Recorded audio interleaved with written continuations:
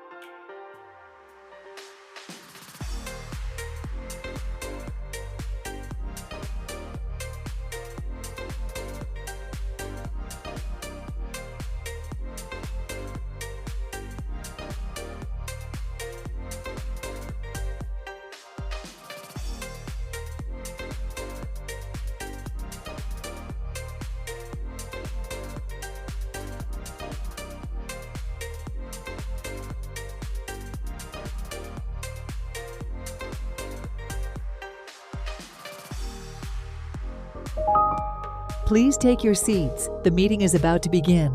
Remember to speak into the microphone, as this meeting is being recorded for public record. Please stand by. We are going on air in 5, 4, 3, 2, 1. Good afternoon and welcome to the October 14th meeting of the Land Use and Sustainability Committee. Mr. Attorney, let's do a roll call. Good morning, Mr. Chairman. I'll call the roll. Commissioner Dominguez? Hi, present. Commissioner Suarez? I'm here. Vice Chair Bott? Hello. And Chairman Fernandez. Present. A quorum is present. With that, Mr. Attorney, let's read the virtual meeting participation announcements.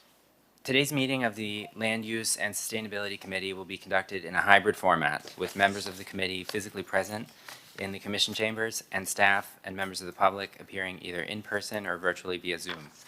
To participate virtually, the public may dial 1-888-475-4499 and enter the webinar ID, which is 8505-9923-037#. Or log into the Zoom app and enter the webinar ID, which again is 8505-9923-037. Anyone wishing to speak on an item must click the raise hand icon in the Zoom app or dial *9 if they're participating by phone. Thank you, Mr. Attorney. Mr. Director, are there any changes, withdrawals, deferrals on today's agenda? Yes, Mr. Chair, item number 2, which is the item on possible legislation regarding the future sale of cannabis and advertising if recreational use is legalized by Florida voters in November, is being deferred to a future date. And item number 11, regarding potential amendments to the land development regulations of the city code regarding allowable uses and development regulations within the 40th Street residential single-family overlay applicable only to religious institutions, is also being deferred to a future date. If there's some, I'll move the agenda, and on the agenda, I'll recognize Commissioner Bond. On the cannabis advertising, should it be open and continued, or should we defer it with no date assigned? What's the best way to proceed? I would recommend deferring it to, Tom, is the date of the November meeting after the Yes, the November November 5th? meeting is November 25th. So I would recommend deferring it to November 25th. If we Okay. need more time, we could ask for another So can we deferral, but defer to a specific time? Yeah, I'll note deferred to date certain of November 25th. that Thank way you. it's after the election. So with that, item number 2, Commissioner Bond, which you are sponsoring, is being deferred to November 25th. And item number 11, relating to the 40th Street religious overlay, is being deferred as well. With that, motion, there's a motion on the table to approve the agenda. Is there a second? I'll second. All right, with that, the agenda is set. Mr. Director, let's call item number 1. Okay, item number 1 is an ordinance pertaining to entertainment and supper club regulations. Commissioner Suarez, this is your item. You're recognized to present. Thank you, Mr. Chair. Tom, I think you went back and you modified this this item with the input of my colleagues. You mind summarizing what Sure. has been done? The this ordinance was approved by the City Commission at first reading on September 11th of 2024. As part of that approval at first reading, the commission asked for 4 changes. The first 2 were the inclusion of 2 applicability sections, and those have been included in the draft ordinance, revised draft ordinance for second reading. The third was a clarification pertaining to the existing prohibition of entertainment uses in the Sunset Harbor neighborhood. That clarification is also included in the draft ordinance. And then the fourth was an amendment along Washington Avenue to create a geographic boundary that would allow for an exception to the supper club regulations for 5 a.m. establishments. And that geographic boundary has been established on the east side of Washington Avenue from 8th Street to 14th Street. Additionally, subsequent to the commission meeting, an additional applicability section was requested to be added, And this one would read as follows: this ordinance shall not apply to properties fronting on Lincoln Road where there is an active land use board application with a hearing file number obtained prior to July 30th, 2024, and where the proposed patron occupancy load of the venue does not exceed 199 persons. Thank you, Tom. I want to reiterate what happened over this past weekend. I don't know if you guys saw, but there was a stabbing at one of these nightclubs, and I believe the victim has died. And I think we've had enough. I think this is a wake-up call, finally, where we need to really change the direction of what our city wants to be in the next 10, 20 years. I think the status quo is deadly, as seen this past weekend. And I think we want to usher in a new style of entertainment that is going to be beneficial for not only our residents, but our guests to the city. Yeah. And so I'm hopeful that with these modifications, we can move this item to the commission meeting. Commissioner Bond, you're recognized. Separate from, tangentially related, but separate from the bigger issue, on a more immediate level, Tom, are we not able to bring this nightclub to the planning board to modify their CUP? I mean, this is not the first time bad things are happening there. And it's, for the record, this is the nightclub at 15th and Washington, without naming names, but it's at 15th and Washington. and it just seems really problematic that, once again, we have bad actors spoiling it for the entire business. I mean, there's some businesses that have been in operation for 30 years with not a single incident, and then these guys are, My understanding is that if it's the nightclub at 15th and Washington, they do not have a CUP. They were approved and permitted before the CUP regulations, current CUP regulations went into effect. And so because they do not have a CUP, the planning board does not technically have jurisdiction. So, but on that, Mr. Attorney, is there any review being done, or can any review be done as to their BTR? If there are deaths happening outside this establishment as a result of the business activity that is occurring at this establishment, can a review be done by the proper authority of their licenses besides a CUP? Mr. Chairman, that's something we can certainly look at. The code does provide very specific criteria of when a BTR for an establishment can be suspended or revoked, and that's something we can certainly look at. It's the authority to do that rests with the manager, but it'd be a good idea for code, police, and maybe other members of the administration to get together on this. And I'd be happy to. Yeah, if I may, I mean, Yes. any loss of life tangential to or attached to a particular business is one too many. Now we're up to 3. I don't even remember, but it's just not okay. We have a bad actor as a business, and we need to, if we don't have the recourse of a CUP, we need to move all of our resources to end this nuisance business. And I think the message needs to be put out there. If you are engaging in a business practice, in activity, bringing in promoters or performers who are attracting violence and illegal activities, whether it's going on inside your establishment or out in the public right-of-ways, you have a responsibility to get your act together. And when you don't, we have a responsibility to keep our city safe. We have a responsibility to keep our residents safe.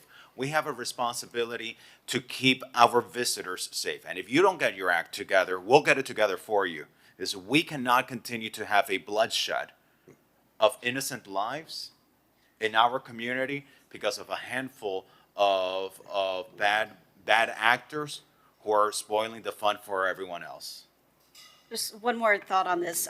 Isn't there something on the books about entertainment venues needing to let our police department know who they're bringing in as Yes. high profile guests? Yes. Was that the case this weekend where it was a high profile performer? Well, that's handled by the intelligence division of the police department, and I would say we would have to defer that to them. And I don't think they probably were expecting this conversation here Right. today. But yeah. And I Commissioner think it's Dominguez. voluntary. I don't think it's mandatory. It is I think it is mandatory, but. The notifying the city if they're anticipating a major performer who's going to put on an event, attracting a crowd, that is mandatory.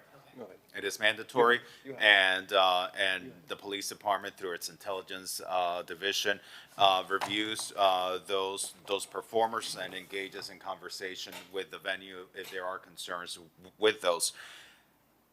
And they can comply with the regulations, and they might be submitting that to the city.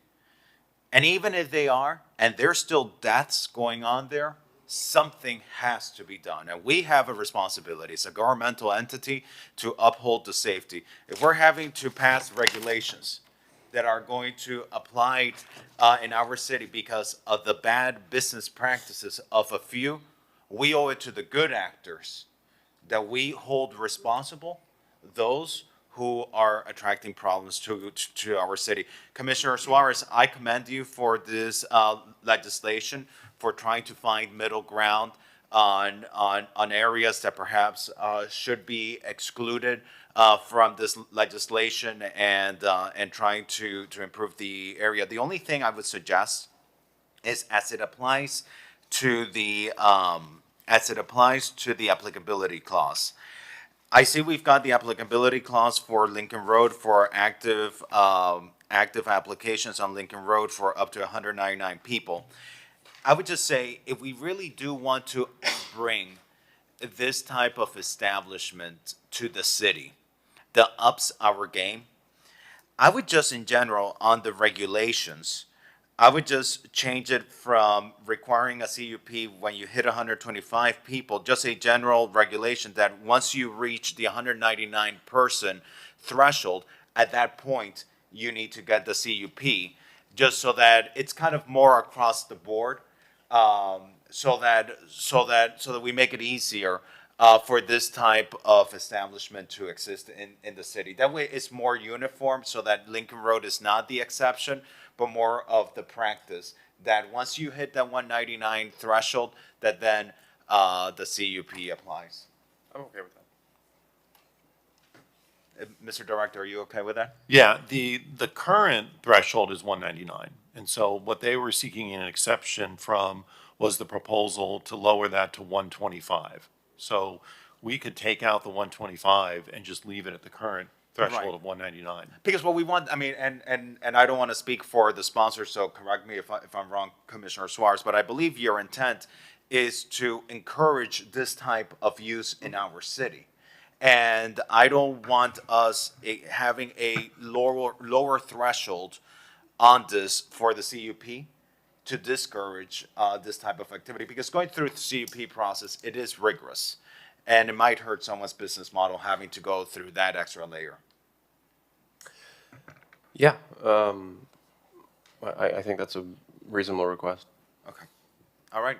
With that, are there members? Yes, Tom. And just to clarify, Mr. Chair, with that change, we no longer need that applicability that I had read into the record, because that particular business was less than 199. So Right. by changing to 199, we'll make that change, but we no longer need that applicability.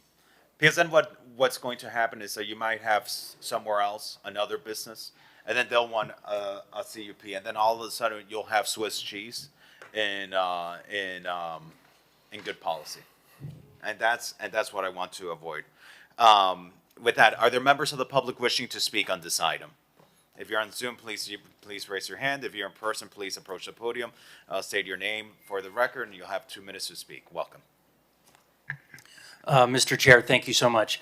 My name is Paul Savage with law offices at 200 South Biscayne Boulevard in Miami, Florida. I'm here representing the H-Wood Group, which is the operator of the Nice Guy Restaurant, which is proposed at 947 Lincoln Road at the corner of Michigan. They're fronting Lincoln Road. We are very excited. This is a property that has been vacant and boarded up for in excess of 5 years, fronting Lincoln Road. And And just very quickly, I'm very proud of my client because they spent the time and money to go to the Historic Preservation Board not once but twice. We went in May on a non-binding preliminary evaluation and gave the whole presentation to allow them the opportunity and the luxury to opine on our plans on the front end. And then recently, just last week, we got a unanimous vote of approval of our plan for the Nice Guy, which we have an existing location in Los Angeles. It's very exclusive. I want to make sure that you know that we are the good guys. We are not the bad actors. This is going to be a very high-end and exclusive restaurant with an exciting show kitchen and imported Italian pizza oven fronting Lincoln Road. It's beautiful, and we're so excited. With all that said, my vice president is on Zoom. He may or may not speak. I think we're okay with this 199. We are going to be going after exclusivity and a low occupancy load. So with that amendment that the chair and the sponsor went through, I think we're good. So thank you so much. We are very excited to activate Lincoln Road and to bring this exciting venue and get it going. Thank you, Paul. Yes. Thank you. My Mitch pleasure. Novick, welcome. You have 2 minutes to speak. Please unmute yourself. Good morning, everybody. Mitch Novick. I like this legislation. The only concern I have is the CUP process and the allowance or the right for open air entertainment. I believe that's a cancer on our community. That gives everybody the green light to essentially turn it into a circus, especially in my area. I would hope that in the future you'd focus in on the impact of businesses which exploit the public realm with noise and dance performances on our street. And that's my 2 cents. Thank you. Thank you, Mitch. And just let the record reflect that that open air entertainment continues to require a CUP. Is the current regulation, it will continue being the regulation after the adoption of this ordinance. Are there any other members of the public wishing to speak on this item? Seeing no hands on Zoom and seeing no one approach the podium, I'm going to close the public hearing on this item. Is there a motion on this item? I'd like to move it. I'll second the item. Mr. Director, this item will then transmit to the planning board? No, this item has been approved at first reading, and it is scheduled to be considered for our second reading adoption on October 30th, and we will update the ordinance for second reading with the changes recommended by this committee. All right. And I just want the record to reflect, because there's a lot of misinformation out there. This does not shut down existing nightclubs. Existing nightclubs remain a legal non-conforming use in perpetuity. And an exception was made on Washington Avenue between which 2 streets again, Mr. Director? The east side of Washington Avenue from 8th Street to 14th Street. Between 8th to 14th Street. So this is truly a balance on the character of Miami Beach that we've been accustomed to historically, but also in a step forward to help improve the image and the safety and the quality of our nightlife in Miami Beach. Thank you, Commissioner Suarez. Thank you. With that, Mr. Director, let's call up item number 3. Okay, and for the record, this, I'll show that as approved unanimously, item number 1. Item number 3, an amendment to the Comprehensive Plan and Resiliency Code non-conforming building provisions and RM1 district regulations to allow the introduction of on-site parking and residential uses within non-conforming hotel uses on the north side of Belle Isle. This was a dual referral to the planning board. Commissioner Dominguez, this is your item. Thank you so much. So this item has been in the works for quite some time, and it is to remodel the east side of the Standard Hotel to give it parking and to have some residential units in there as well. And the developer has been in constant contact with the neighborhood association, and the 2 of them came up with a compromise, and I believe Michael Larkin is here to talk more about it. Yes. Thank you, Commissioner. Michael, you're recognized. Thank you, Mr. Chairman, Board Member, Staff. Michael Larkin, 200 South Biscayne Boulevard, here representing the Standard Hotel. The purpose of this legislation is threefold. As you all already mentioned, first, allow the inclusion of 6 residential units within the property. Number 2, it permits the aggregation of Ferry Lane 1 and 2 to be within the larger Standard Hotel property for the mere purpose of driveway circulation.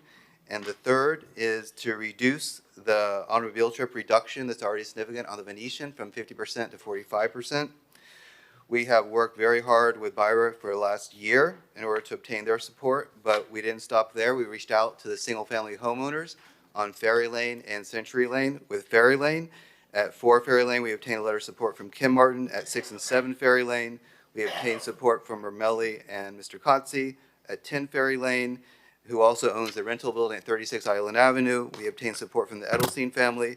At 14 Ferry Lane, we obtained support from the Chabad. On Century Lane, we obtained support from Michael Sager at 8 Century Lane, and the Foxman family at 7 Century Lane, and the owners of 12 Century Lane as well. The standard is a gem. This legislation will only improve it, and the future redevelopment will make it shine even brighter.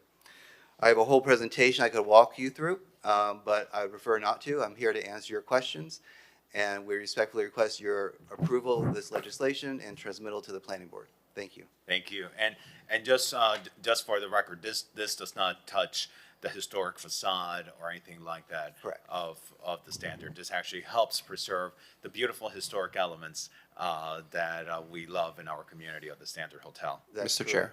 Yes, and Commissioner Dominguez, thank you for that, because the Standard is really one of the quality, iconic establishments that we all love in Miami Beach, and your legislation is helping advance its preservation in a very responsible way. Commissioner Suarez, you're recognized. Thank you, Mr. Chair. Mr. Larkin, how long have you been practicing law in Miami Beach? Land use. 98. Okay.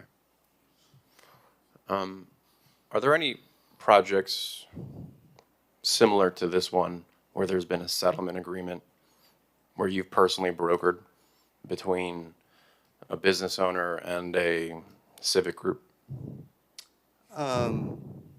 There were a couple recently with the Friends of South Point Elementary where it was a settlement agreement and we gave them a certain amount of funds they've already used. I just knew that a few days ago. They told me they used for a soccer field at South Point Elementary, so that was a good use of the funds. Much earlier, it wasn't with a civic organization, but typically sometimes private parties do approach you and say that they'll object unless you give them compensation. That happened on Collins Avenue a long time ago. So every project's a little bit different. But with regard to a nonprofit group, yeah, we did enter into an agreement with the Friends of Southway Elementary, and I think it helped that elementary school a little bit. Would you say that this particular settlement agreement is contingent upon a government approval?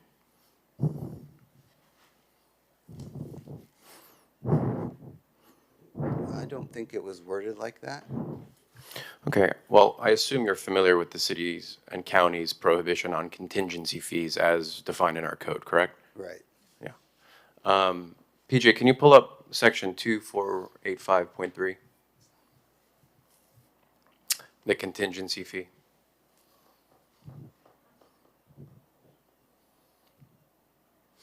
Okay, let me read this to you. Contingency fee prohibited. Yeah. If you could zoom in a little bit so people can read. No person or entity may, in whole or in part, give or agree to pay or give a contingency fee to another person. No person may, in whole or in part, receive or agree to receive a contingency fee.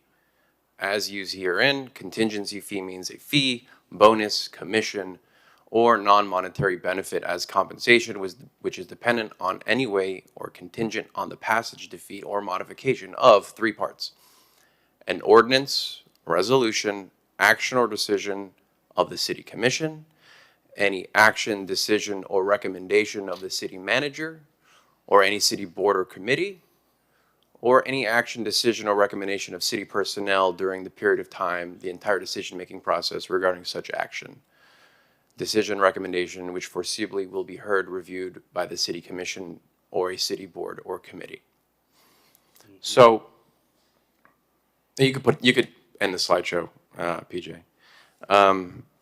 Do you have a copy of the settlement agreement here today? No. I do. Okay. And I want to share with my colleagues. And I have one copy for you. Pass it down.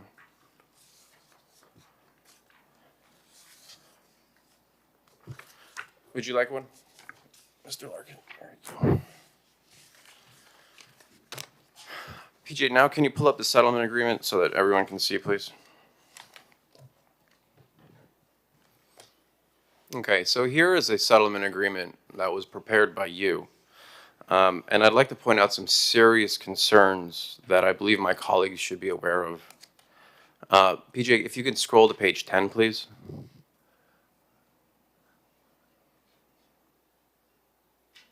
Okay, yeah.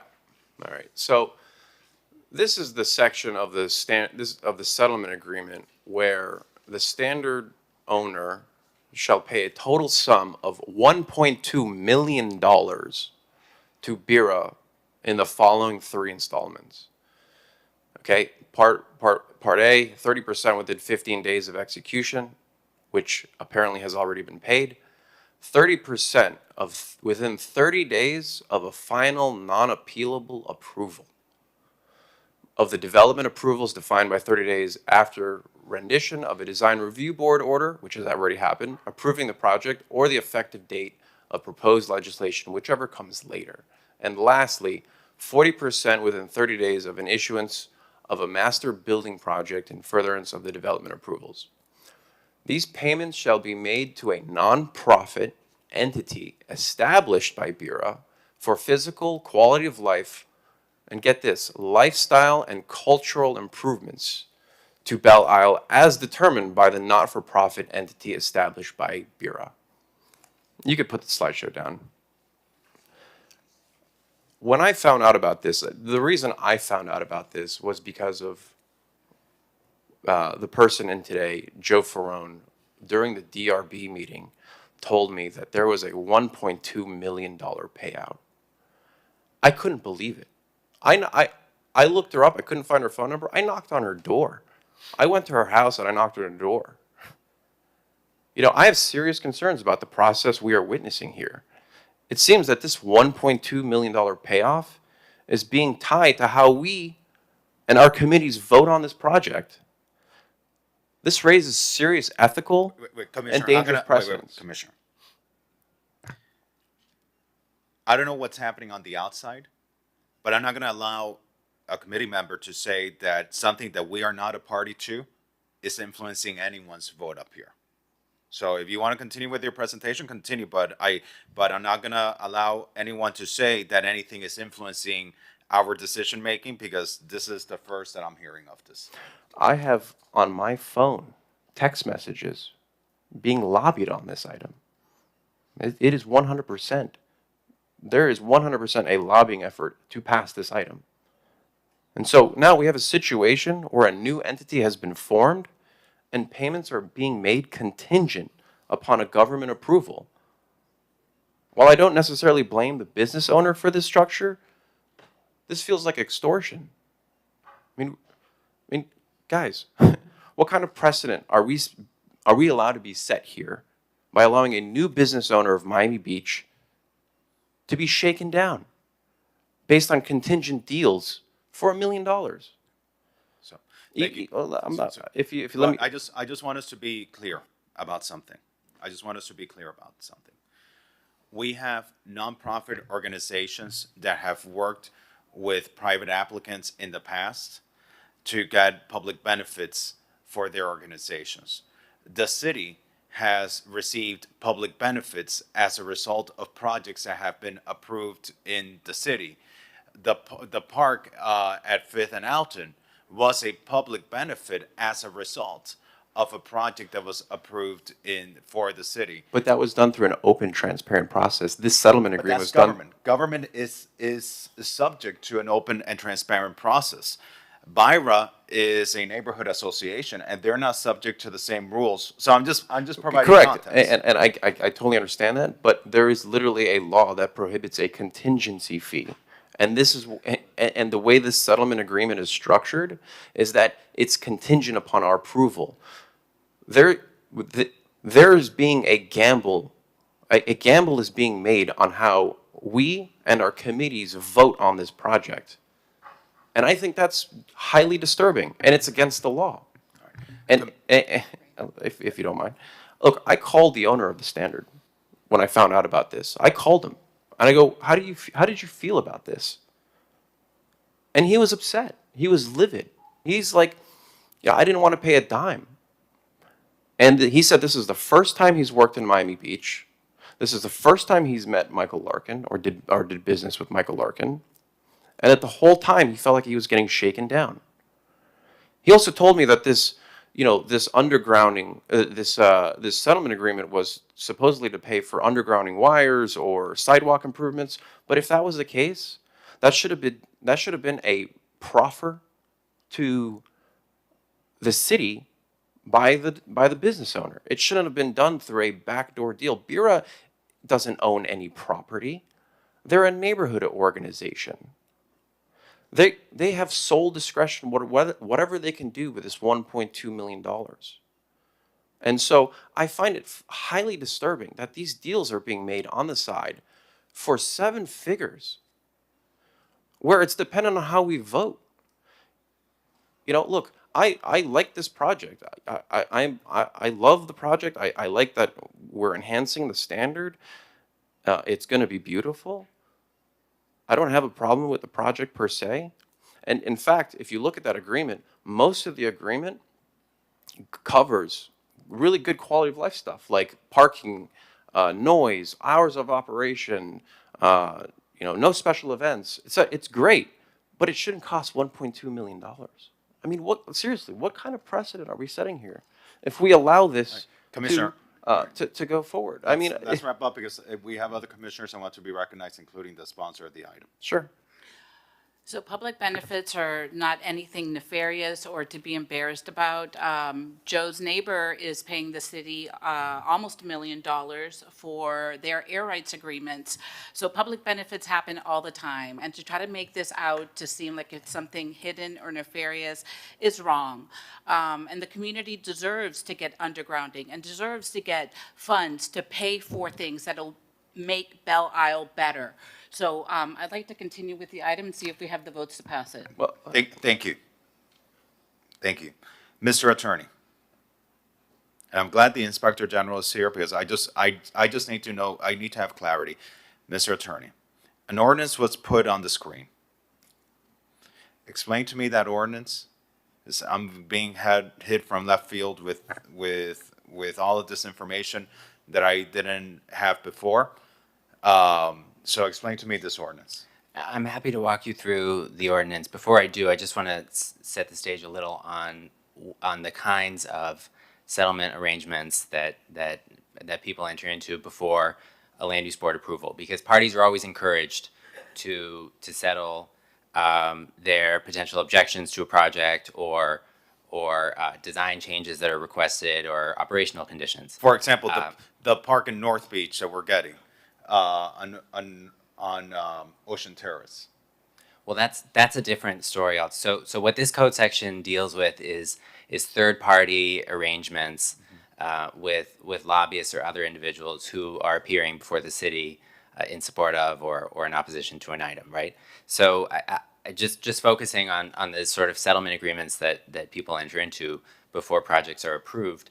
Often it's a matter of a simple conversation where a neighbor says, can you move your driveway, or can you shift a window so it doesn't look directly into my apartment, right? We see those all the time. We also see there are also agreements between neighboring property owners that we never see because we're not a party to them.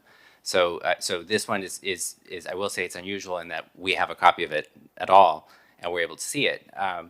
But just taking all that into account, there is an exception from the definition of lobbyists for representatives of neighborhood associations who appear without any special compensation for that appearance. However, those individuals are still required to register and are still subject to the provisions of our code of ethics, right? So what the specific section states, Mr. Chairman, this is the question you asked me, and this is section 2-485.3, prohibiting contingency fees.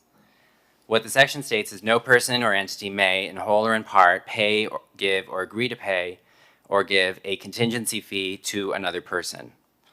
No person may, in whole or in part, receive or agree to receive a contingency fee.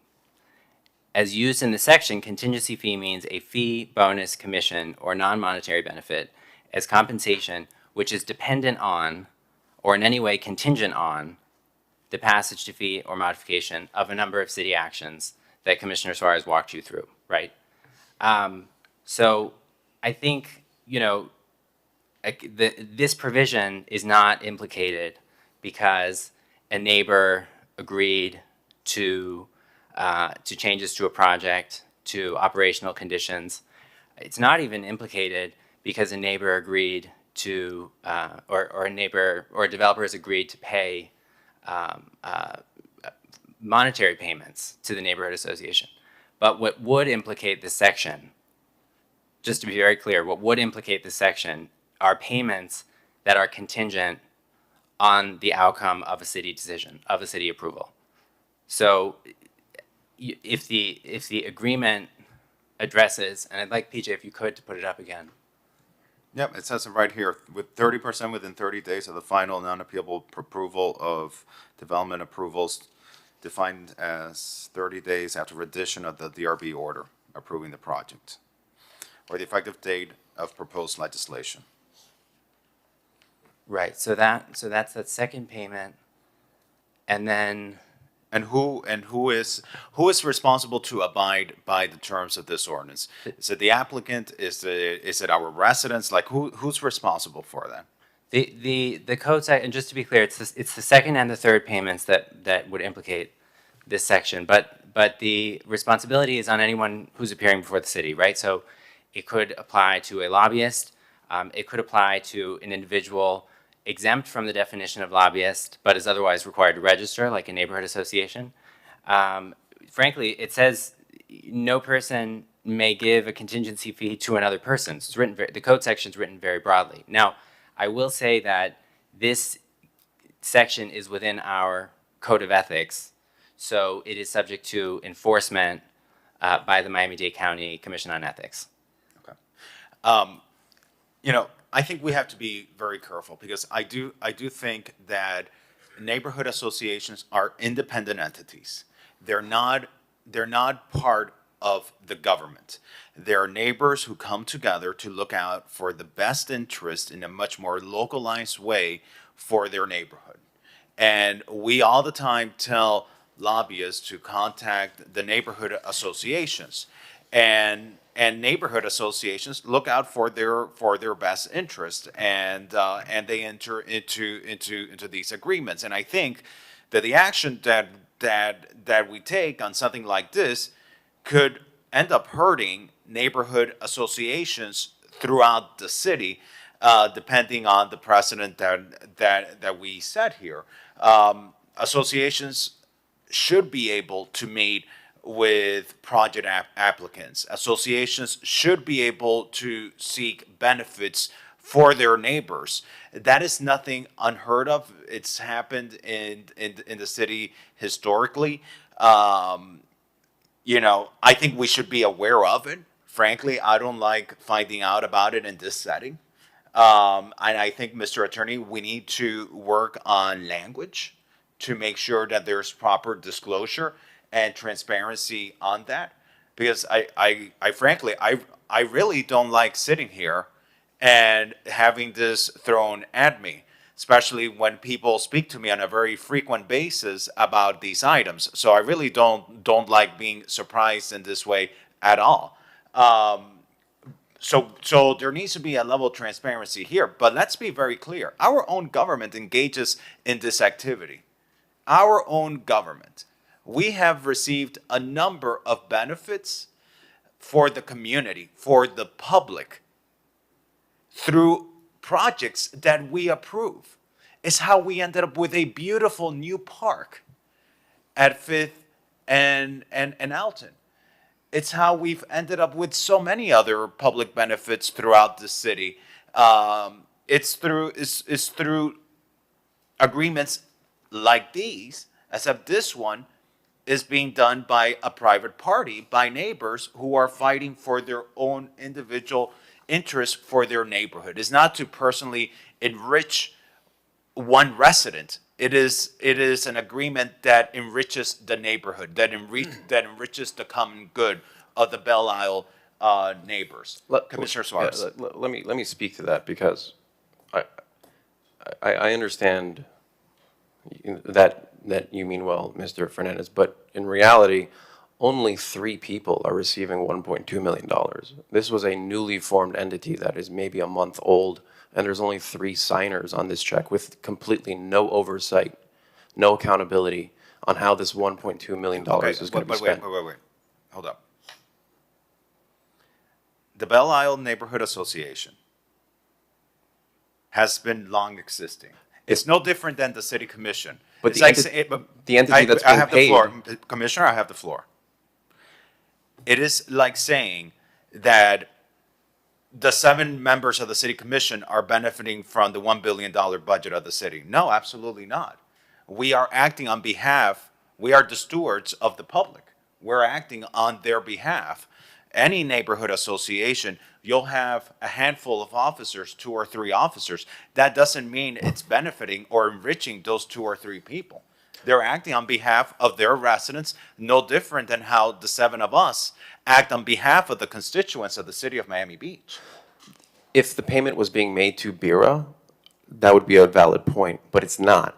If you look at the agreement, it's a newly formed entity created by BIRA, and I looked at that entity, and there's only 3 individuals. 3 individuals are going to have the sole discretion to spend $1.2 million on how they see fit. And I understand the argument of a park and a public benefit, but that goes through a public process. There is transparency, there is integrity on how that is being dealt. Through this, we don't have any situation. And in fact, we have a landowner here, Joe, who's going to testify that she's been completely left out of this process. She never got a message from Bureau, and she is directly impacted by this project. This is how I found out. I didn't find out because I didn't like the project. I found out because at the DRB meeting she spoke and she said that I was never involved in this project and that there was a $1.2 million payoff. To me, a red flag goes up in my head, especially when it's that large of a sum. Sometimes it might be good to have structure on neighborhood associations, to have advertised meetings and elections, because sitting on this chair, I have seen that sometimes it is good to have a level of transparency on neighborhood associations. I'm just going to ask the attorney, what is the best course of action? Because I have to say, I really feel very uncomfortable right now. We should ask the Inspector General. And I just, Mr. Attorney, I need you to guide us on the best course of action with this right now. Because I need to know this entity that was formed, are we familiar with this entity? What do we know about them? Mr. Chairman, what I can tell you is you have an item before you that references legislative amendments for the standard. What we have learned is that there was a settlement arrangement between the developer and a neighborhood association on the island. The agreement addresses a range of terms. We obviously are not a party to that agreement. So I'm speaking to you just having looked at it on a few slides, but the parts of the agreement that relate to changes to a project or operational conditions, I don't think, even the first financial payment, I don't think implicate our code. but I am concerned that the second and third payments may. And so it's up to you all if you'd like to ask Bira to speak to any of this. If it could even be that their intent was to work with the city and provide grant funding for some of these projects. I mean, the purposes seem to address the public realm, quality of life, safety, so that may be one option. Or if you'd like, you could continue it and ask Bira to appear at a subsequent meeting. It's up to you. Let me ask Commissioner Dominguez. This is your item. Let me allow you to chime in on your thoughts on this. Well, Bira is here, so I'd like to give them the opportunity to defend themselves. Mr. Chairman, can I speak after Bira? Let's hear from Byron. Good morning, still good morning, Commissioners. And I appreciate the opportunity to come in and talk to you today and talk about what it is that we are trying to achieve with this settlement agreement. What's your name? What's your name? Your name for the record, please. Jack Robbins, Vice President of Bureau. Thank you. So, as was mentioned earlier, we started these discussions well over a year ago.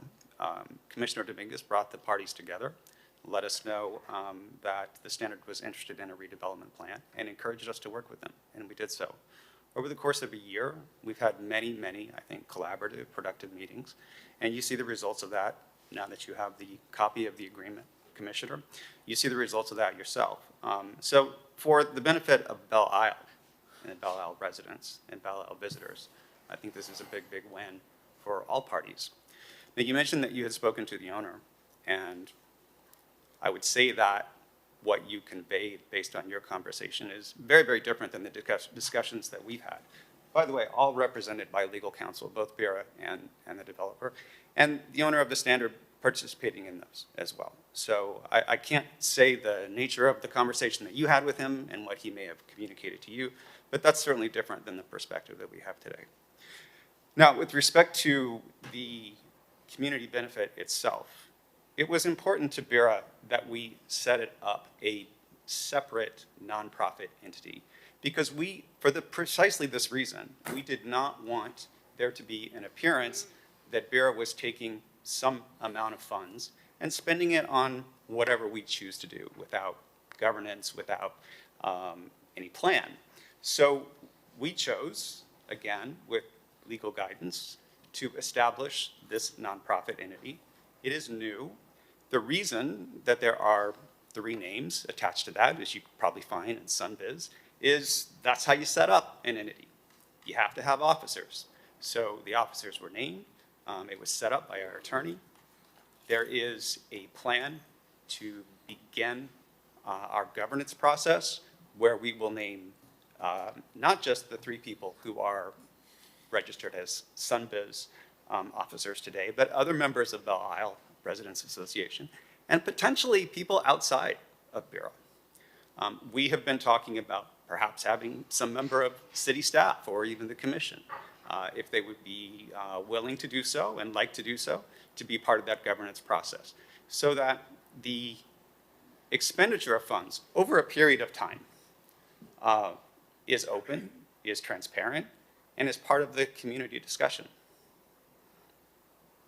Thank you, Mr. Robbins, for allowing for the government to have a role in that discussion. I think that could help ensure that public benefits like this one and others in the future are truly done in the best interest of the public.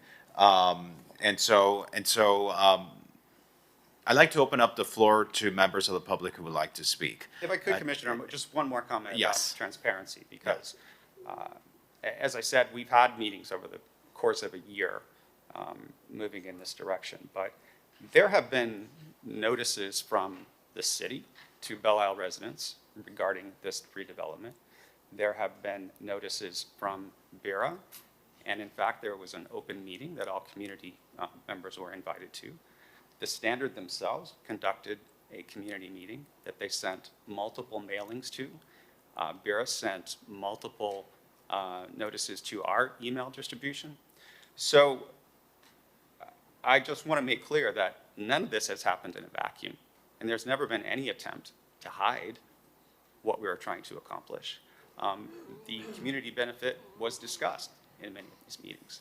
So I just want to make that point clear as well. Thank you so much, Mr. Robbins. And from my perspective, and I understand, Commissioner Suarez, the perspective of the residents who are sitting in front of us today, who live on the north side of the island. I've always seen Byra representing the residents of the south side of the island, and has always been very clear about that. So it's no surprise to me that residents from the north side of the island wouldn't have been included in these discussions. That's not surprising to me. And just one more clarification. Yes, Commissioner, and then we're going to move on, Yeah, sir. One more Thank you. clarification. We do have Bureau board members, past and present, who are residents of the north side of the island. Oh, okay. single-family homes. Well, I stand corrected Yeah. then. Thank you so much, Mr. Robbins. Okay, I'm going to open up the floor to members, any other members of the public wishing to speak on this item. If there are members attending via Zoom wishing to speak on this item, please press the raise hand icon. Welcome, please state your name for the record. You'll have 2 minutes to speak. Yes, hi guys, I'm Joe Ferrone. I would like a little more than 2 minutes to speak if I could, because I have a fair amount to say. I have absolutely no objection to the standard plans at this point. I was taken aback when I learned of them so late in the game, and as the previous guy said, they've been negotiating frequently in frequent meetings for over a year with the standard to discuss conditions for the development that's proposed. I live right next door to the development that's proposed. My neighbors live right next door. I've been on Ferry Lane for 15 years. I have never been drafted by BIRA. I didn't even know what BIRA stood for. I knew there was a neighborhood association. I didn't know that was their name. I have never met this gentleman who seems perfectly nice. I have nothing against my neighbors, to the south.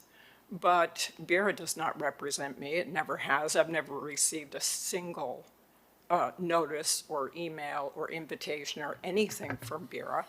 And so here they are for a year representing, as I understand it, to Miguel and to Michael and to whoever is involved on the standard side, that they speak for us.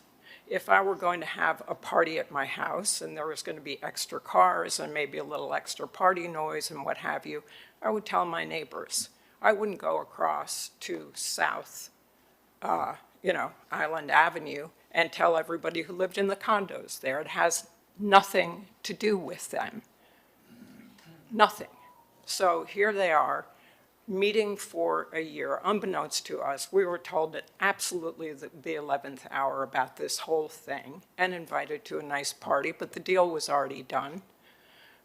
They managed to get, 1.2, almost $1.3 million to spend at their own discretion. I can guarantee you that not a dime of that will ever accrue to the benefit of the people on our side of the island.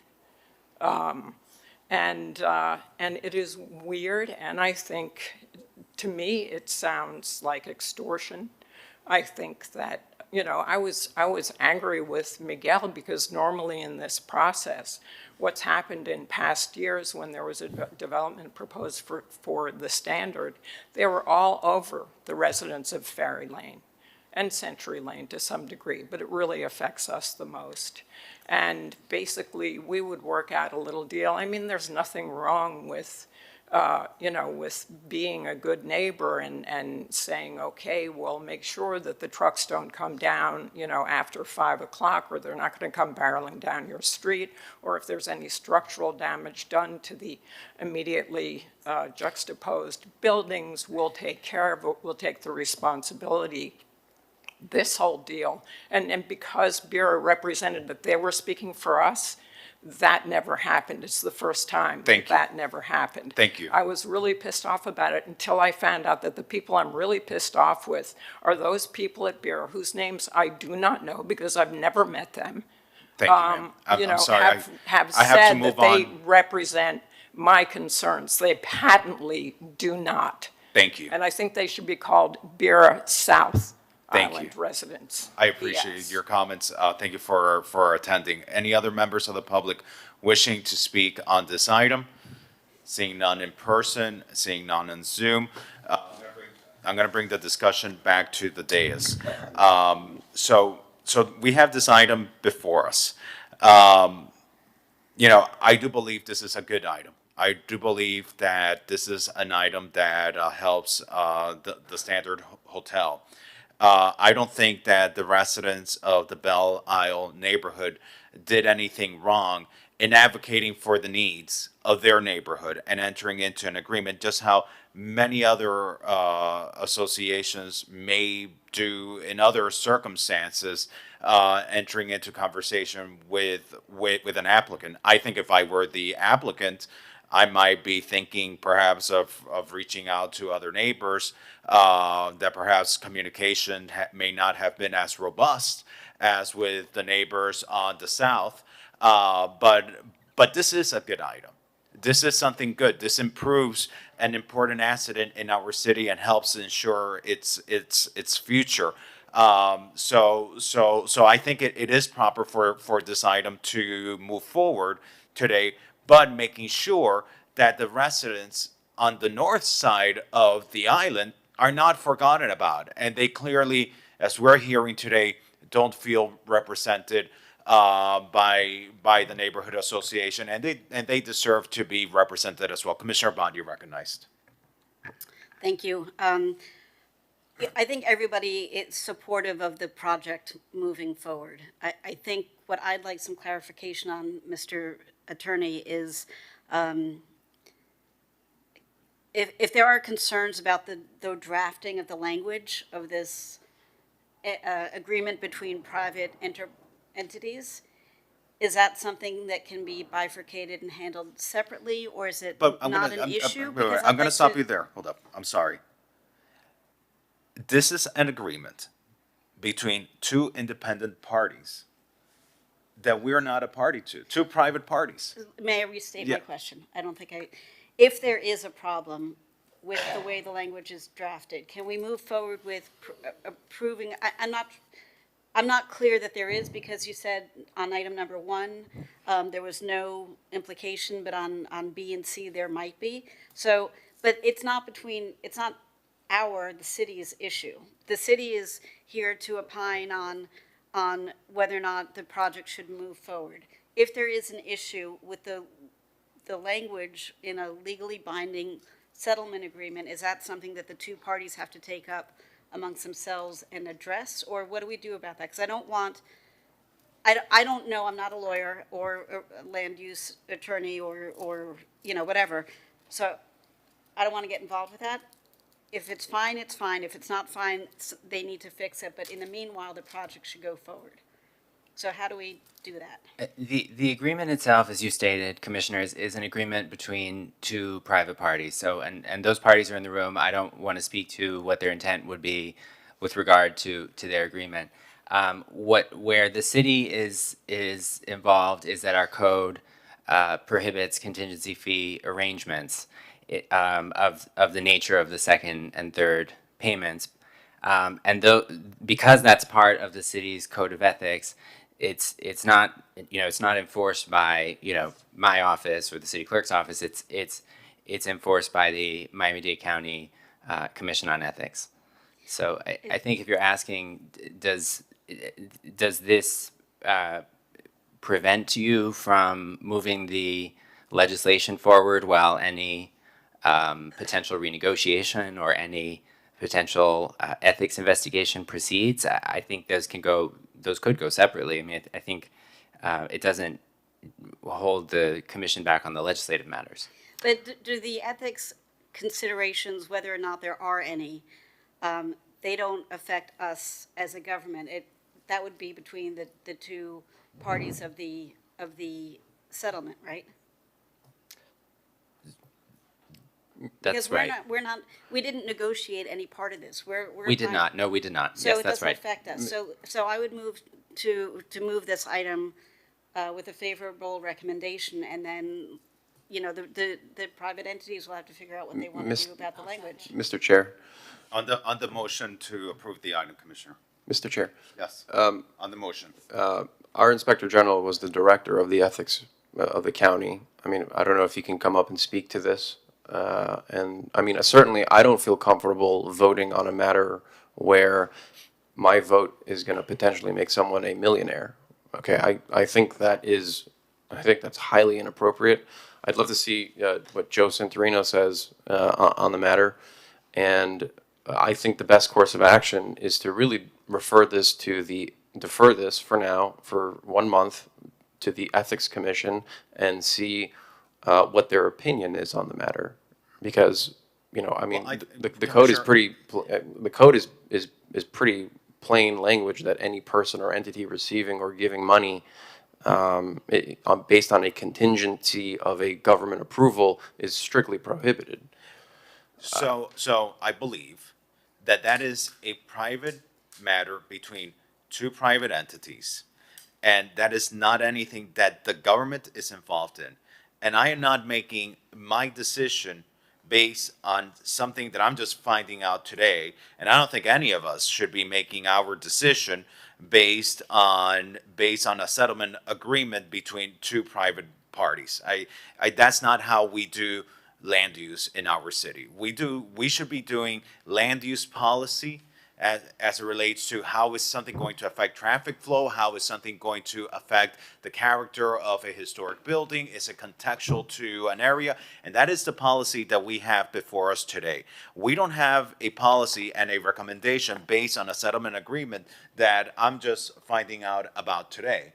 And so as it relates to a policy-making matter, I think it would in fact be wrong for us to defer this as a result of a matter that should not be influencing our vote in any way, whether in favor or against.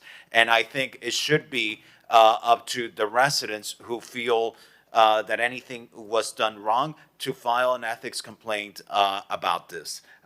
This is a matter between two private entities that our city is not a party to, and I think we harm our process when we allow outside agreements like this to play a role, whether for or against a particular party, a particular policy that is coming before us. And Mr. Attorney, please correct me if I'm wrong in any of this.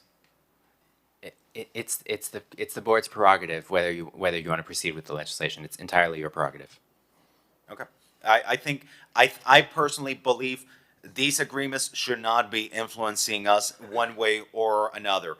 If it were an agreement that were between the party and the city, at that point, I do believe that well, then yes, then it's a matter of public policy making.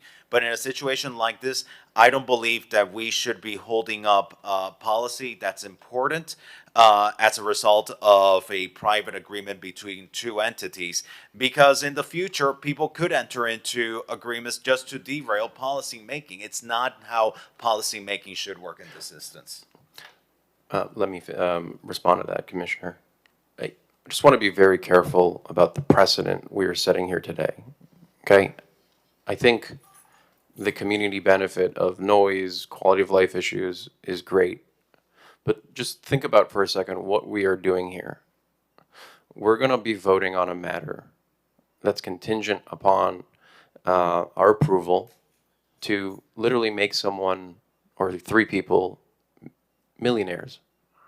I find that so Commissioner, I'm gonna ask you please stop, because it's not making three people millionaires. It is an independent entity that is supposed to be representing the neighbors of Belle Isle. I think that unfortunately that's a misrepresentation you're putting there. I don't believe this is making three people millionaire. And I see the Inspector General is here. He's been referenced. Mr. Santorino, if you want to come forward and guide us, because I have asked you to work on a red flag ordinance specifically for issues like this one. And so I would actually appreciate you coming to the podium, and please stop us if anything wrong. If we're about to do anything that's wrong, I will completely entertain a motion to defer this item if you feel that is necessary. because the one thing I will not allow us to do is walk on the line of ethics. That is a line we do not cross. We are here to make public policy on land use matters. Whether a private agreement was made or not, I do not believe that a private agreement between two private parties should in any way, positively or against, influence policy making on land use, where that is usually not a matter of criteria that we consider. So, Mr. Santorino, you're welcome to address this body. All right, well, thank you, Mr. Chairman and Commissioners. I'm not in a position to give you an opinion here because we haven't looked into this matter. We haven't investigated this matter, and I've just become aware of it. I am familiar with, obviously, with the ethics ordinances, but I have no authority to give you an ethics opinion. That is reserved to the ethics commission.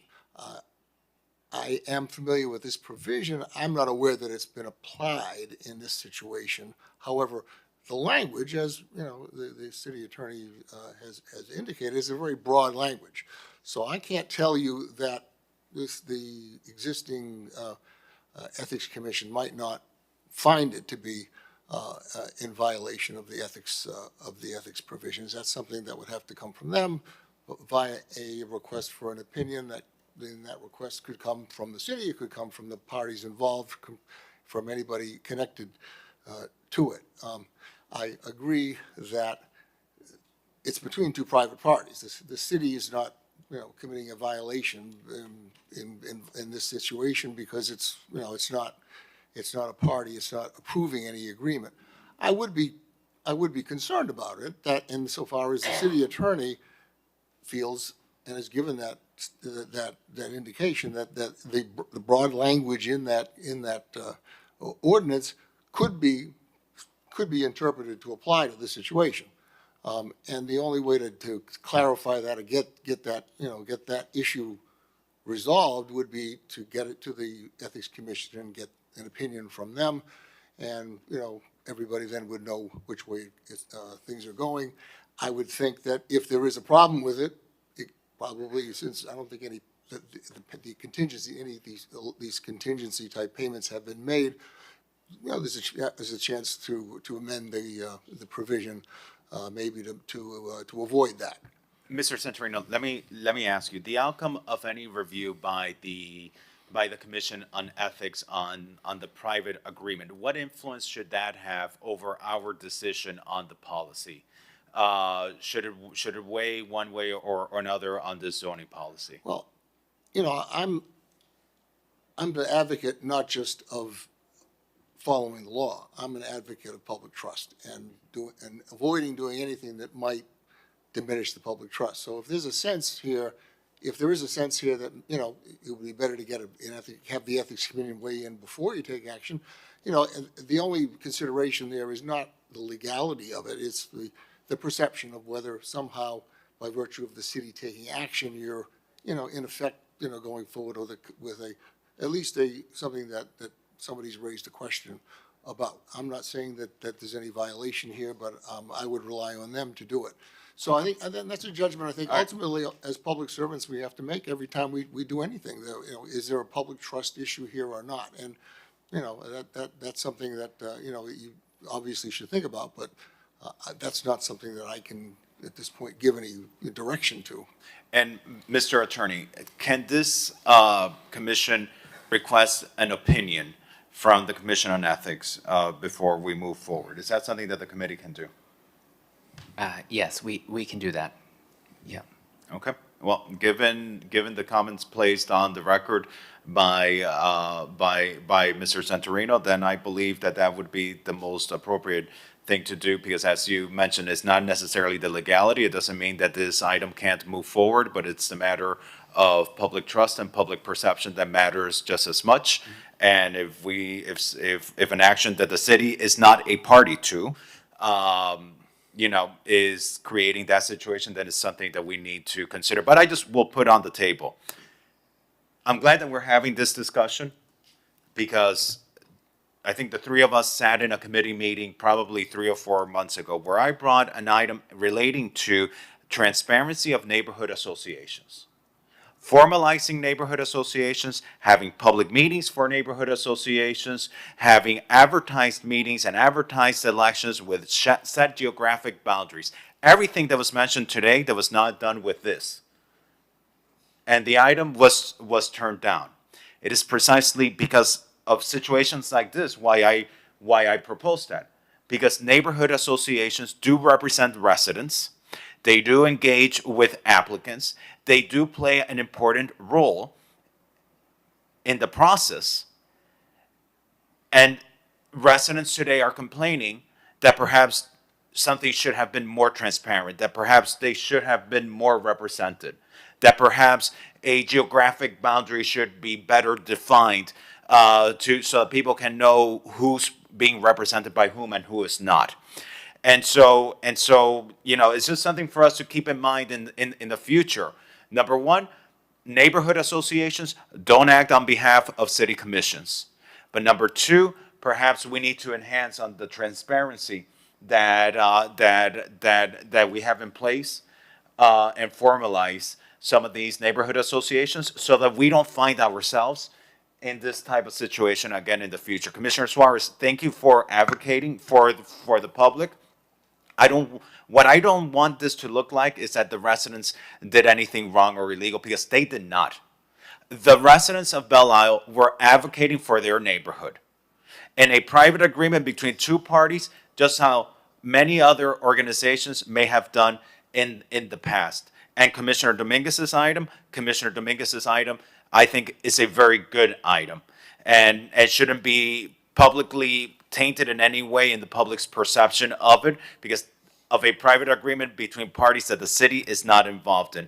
But I do believe, because of the comments placed on the record by the Inspector General, that it might be in good public optic for the public trust to allow the Commission on Ethics to weigh in on this before we move forward, so that we make sure that there's no questioning on the process. So I think we have to withdraw the motion. So, Commissioner Dominguez, you're, okay. So, I'll do you want to withdraw. amend your motion?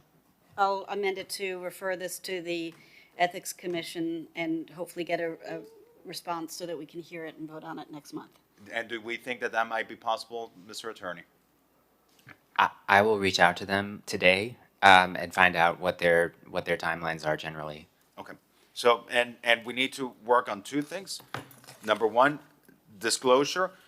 We need to educate the neighborhood associations that may not know of this provision, because again, neighborhood associations don't follow our codes. They have no reason why to know they exist. They innocently are getting in the mix of something very ugly, not knowing of a regulation that might apply to them. So I think we owe it to them as a courtesy for the volunteer work that they do for us to let them know of this provision. And number three, I think we just need to work on, again, that legislation on neighborhood associations to make sure that we maintain a level of organized transparency in that local level of community work. Let me end off with this. Like I said, I think this project is great. I certainly don't blame the business owner. I don't have any fault to the sponsor of this item, but the fact that, we have a land use attorney who's been working since '98 in Miami Beach, who should have known these laws, and who should have known exactly the laws where there's a prohibition on contingency fees, is what I find unacceptable. And so, I think Thank you, Commissioner. the issue should be really investigated at the representation level. Thank you. All right, there's been a motion and a second. Can we show that by acclamation? Yes. Yeah. Thank you. And colleagues, I know we're all doing this in the best interest of the public. And I do firmly believe in that. I just, any comments, we just have to be careful not to seem attacking individuals. I mean, that's my only hesitation with the tone of this discussion, is that it felt like, 3 individuals were being attacked when they were just volunteers looking out for the best interests of their community. The same way that at times we might get attacked when we're just volunteering for the best interest of our community. So with that, let's move on to item number 4, Mr. Director. Okay, item number 4 is a proposal for an ordinance to create FAR height and setback incentives for non-transient residential uses for properties fronting 6th Street in the CPS2 zoning district. This was a dual referral to the planning board. Commissioner Suarez, this is your item. You're recognized. Okay, thank you. So this item came before us, I believe, like 3 or 4 meetings ago, where the owner planned to build a hotel that abuts Flamingo Park, and I had made the suggestion that if he were to build it into residential, if he would consider the option. And the item was deferred for a couple months. There was a meeting between the neighborhood association and the developer, and we are right now at the point where we can decide between 3 options. The first option is to allow the hotel to move forward. I believe there's 90 units for this hotel. And the second option would be to create into a residential building with an average unit size of 500 or 600 square feet. The third option, from what the business owner, the developer has said, is that there's also a possibility of a live local application for this project. And so Russell's going to do a live local? Well, he already has like 3 or 4, I think, applications for live local outstanding right now. But then I can actually let Tom Mooney speak to that. But before I do, I think we have a fundamental question to ask ourselves: is do we want to have a hotel, or would we rather have residential?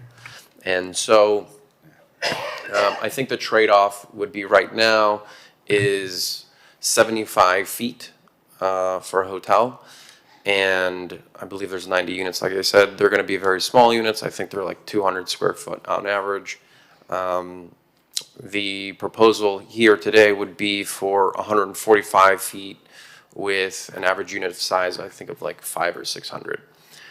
There would be no parking. So this would incentivize people who do not have cars to live in the property. It's more of a live, work, play development.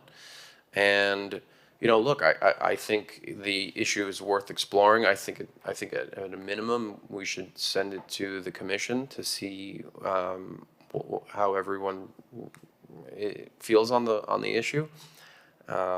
But before that, I'd like to hear what my colleagues have to say. Thank you. And just for the record, I'm supportive of incentives for non-transient uses.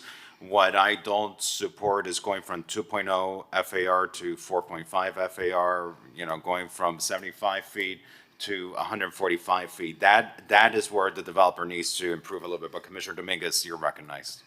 Thank you. So we don't need to decide on approving a hotel at 75 feet because they already have that, correct, Tom? Yeah, they have HPB approval. Right, so we don't need to do that. The discussion is if we want to go to 145.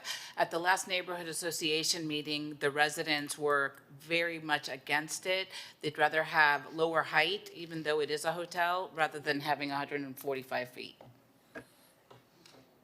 Right, and so I think the reason it works for a hotel at 75 feet is because the unit sizes are very small. Correct me if I'm wrong, Tom. I mean, they're like sort of micro units. Yeah, very small.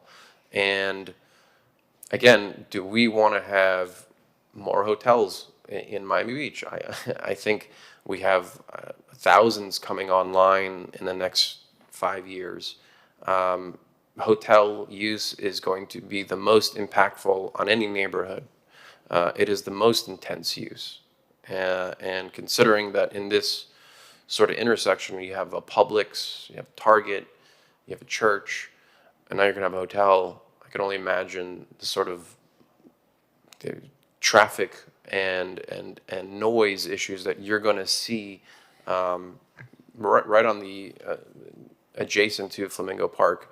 Now, I understand that the last neighborhood association, they were, yeah, I would say they were against it, but more on a lukewarm tone. Only 3 people spoke. I don't think that's really indicative of a neighborhood opinion, especially when the surrounding residents weren't on that call. So, for example, Lulav, we've all campaigned there.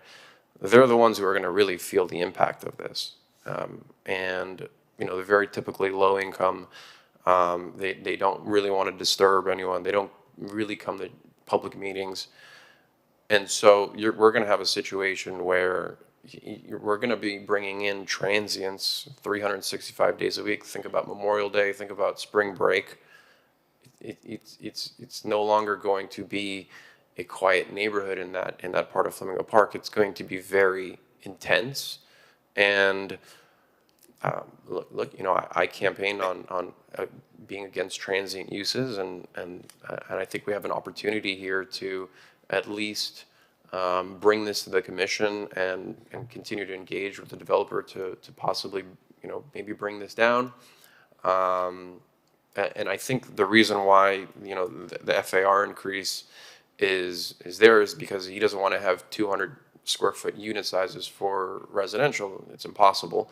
He actually wants to keep the same number of units as hotel units, but obviously you have to make them larger and you have to fit them in that envelope. So I think it's worthy of moving it to the full commission and seeing what we have to decide. I mean, ultimately, it's a 6/7 vote. So Thank you. Let me ask you this. This item applies to what area? Is it only to this one property fronting 6th Street, or what is the area that is covered by this property?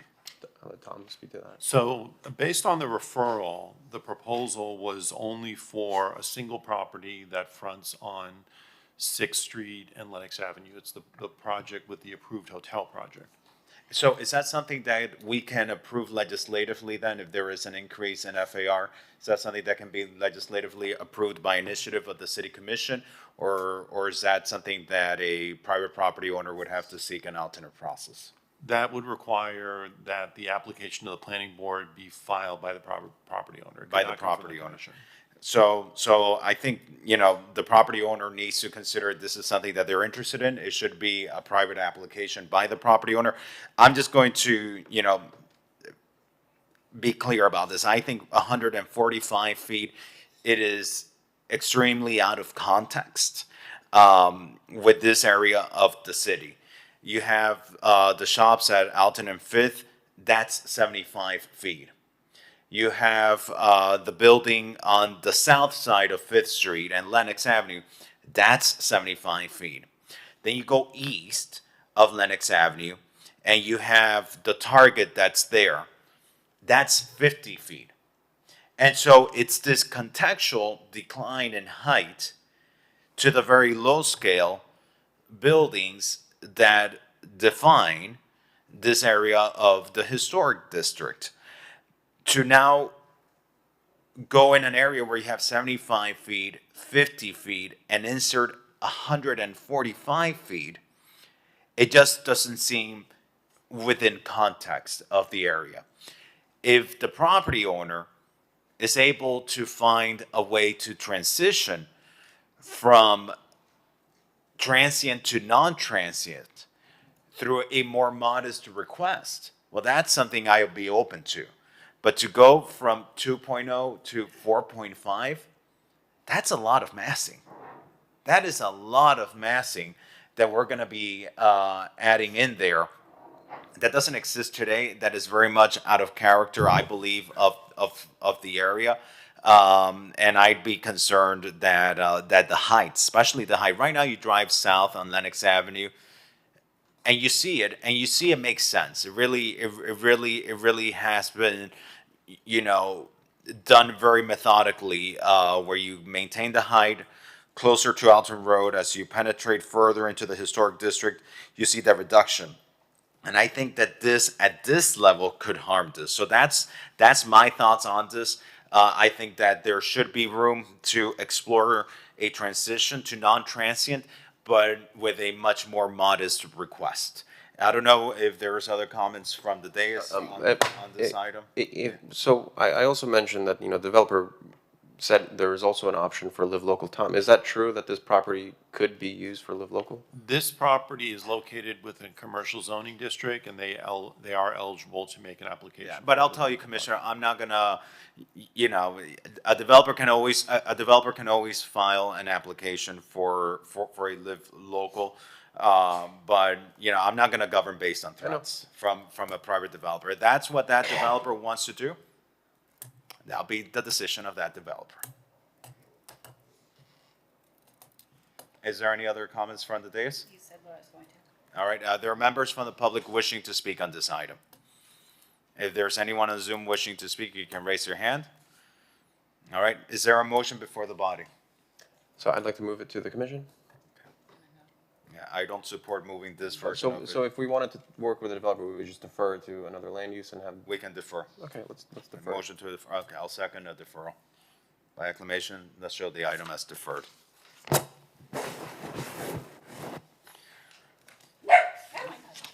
thought it was the dog.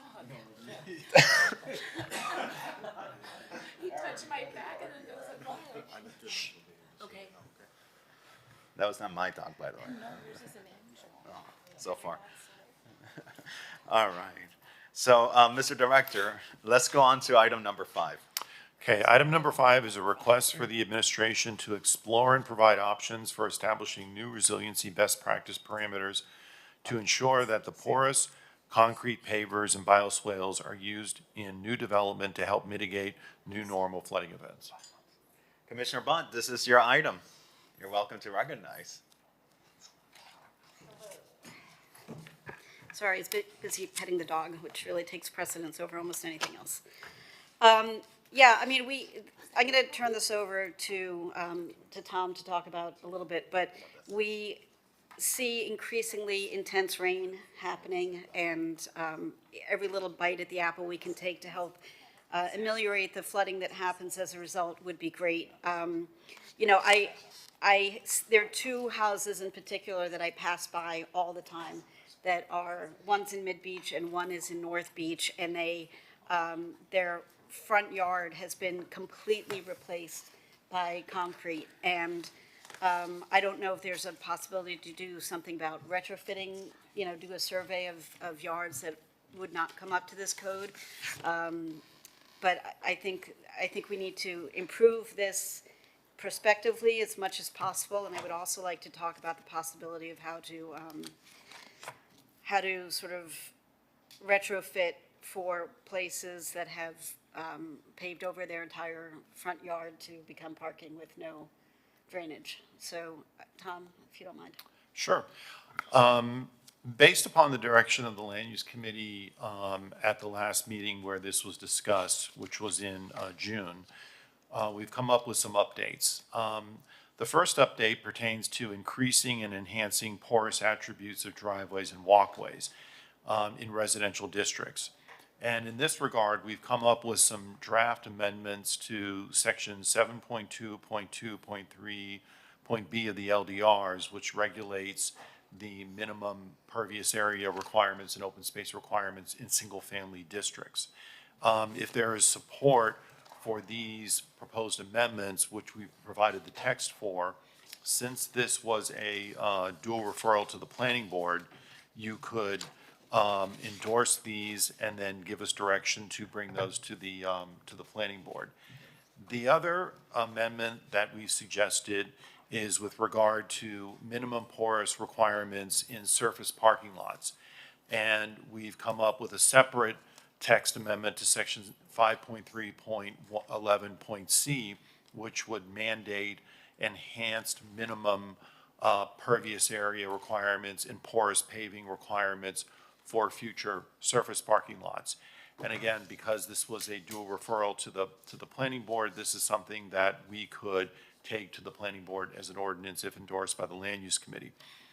Regarding the discussion of porous materials within on-street parking spaces, this is something that the administration has looked at on a case-by-case basis But it really would depend upon who owns the right-of-way and whether or not it would make sense in a given area to utilize some type of porous material within on-street parking spaces, because on-street parking spaces have to withstand the weight of vehicles as well as maintenance. The future use of this would have to be looked at or continue to be looked at on a case-by-case basis. And then lastly, with regard to increasing, enhancing water quality and water retention elements in residential districts, the city did develop a blue-green stormwater infrastructure concept plan that was adopted by the commission in 2020, and it has a number of attributes and criteria regarding the use of bioretention, natural ponds and swales, the use of floating wetlands, enhanced tree planters, pumped injection wells, subsurface infiltration and storage, and the use of wet palms. We've also in the report summarized areas where this has been applied to in the past, and this includes Brittany Bay Park with the hybrid living shoreline, Canopy Park, the use of a bioswale and Swiss cistern, Maurice Gibb Park, it's a hybrid living shoreline and stormwater retention through the installation of arc tanks, Bayshore Park, Collins Canal Park, Must Park, as well as the 59th Street bioswale. One correction, this was not a dual referral to the planning board, so if there is consensus on the LDR amendments that we've suggested, we would have to bring these back to the commission for a separate referral to the planning board. Can you, Mr. Yes, please. Chair, Tom, can you talk about what remedy might be available to us if we did wanted to require residents to retrofit their front yards that are now paved over? If the paving was done without a permit or without authorization, they could potentially be cited and required to meet the current requirements. However, if they did receive a permit and were authorized to pave their yard for whatever reason, it would be difficult because LDR amendments are prospective. Okay. Look, nothing we do, no single action is going to fix the flooding for everybody, everywhere, for every storm circumstance, but I think the more little pieces of this that we can institutionalize and codify, the better off we'll all be. So I would, and obviously defer to the chair, but I would like to make a motion to move this forward. I'll second that motion. Are there any other comments from the dais on this item? Yes, Commissioner Dominguez. I think it's a great item. I know that I've driven around Miami Beach and seen front yards that are completely paved, and I'm horrified by that. And getting the right ordinances and land use regulations in place is very important. So thank you for taking this on. And for understories, again, remind me, if a property does not have an understory, this will require for 70%, at least 70% of the front and side yards must be sodded. Correct. Okay. Actually, yes, it would expand it from 50% to 70%. To 70%. I want us to continue doing anything that we can do to encourage individuals to pursue those understories as opposed to raising the properties and then affecting their neighbors. This is very good policy, Commissioner Bond. Thank you for bringing it forward. So I think by acclamation, well, are there members of the public who wish to speak on this item? If on Zoom, you can raise your hand. Seeing none, Mr. Mooney, yes. Thank you, Mr. Chair. Just as a point of clarification, the motion would be to send the two recommended LDR amendments to the commission for referral to the planning board. That's correct. Okay. That'll be the motion. All right. Thank you, colleagues. Let's take item number 16 out of order. We have Commissioner Rosen Gonzalez joining us. Welcome, Commissioner. Mr. Director, let's read the title into the record. Okay. This is to amend the land development regulations applicable to all zoning districts where hotels are permitted to increase the minimum unit size for hotel rooms. This was a due referral to the planning board. All right, and it's being sponsored by Commissioner Rosen Gonzalez, Commissioner Magazine, and Commissioner Suarez. Commissioner Rosen Gonzalez, welcome. Thank you for having me. Thank you for calling the item. Of course. I'm not serving on this committee. I was listening in though, because this is a great segue, you know, for people who, we don't want any more of these micro-unit hotels, obviously. And now that this whole idea of the weaponization of if you don't, if you don't give us FAR and hey, well then we're going to be a hotel. Well then let's make it a little. And I'm so glad that you're sponsoring this, Commissioner Suarez, because we do not want micro units. And I think that we should make the minimum unit 300 square feet. By the way, this is not my idea. This is planning board member Elizabeth Latone's idea. We were speaking one day, which I'm allowed to do, correct? Yeah, just having a casual conversation when this came up. And I thought it was a great idea. And hopefully you guys will consider supporting it. I think, you know, I was looking at the Good Time Hotel the other day, which, you know, it looks like a prison, Tom. I swear to you, look, I took a picture because, you know what, and I can't believe I have you right here to show you. It looks awful. It's got these tiny windows. Look at that. It looks just like, what does that look like to you? If I didn't tell you that that was Miami Beach, you would think that this was the Dade Correctional Facility. And why? Because we have teeny tiny micro. Does that look like the Dade Correction Facility? It does. Not quite, but. Because there's some palm trees. Anyway. Hey, that is a nice form of brutalist architecture, by the way. This? Featured in exhibit at MDPL. No, the correction center. Oh, but this is It was just like something that we would like to avoid moving forward. I wish I could show the cameras. PJ, you can't just focus in on that. You see that? See these teeny little windows on these 100 unit micro units? We don't want that in Miami Beach. I don't think anybody is really. Party on the roof deck. Oh, and the partying on the roof deck. So I think possibly 300 square feet. I would go even larger. I would go to like 350, 330. I think it says here we could have a minimum of 335. We could make it even 350. You guys are on the land use committee. I'm going to defer to you so that you can craft it and bring it back something wonderful. And I hope that you guys will be supportive. So has staff put together a set of regulations for us to consider? So in the committee memorandum, we've summarized what all of the current requirements are in terms of hotel units. And for most. So for example, we have areas where we allow 200 square foot units. Correct. There are areas of the city. 200 Yes. square foot units. Just in historic.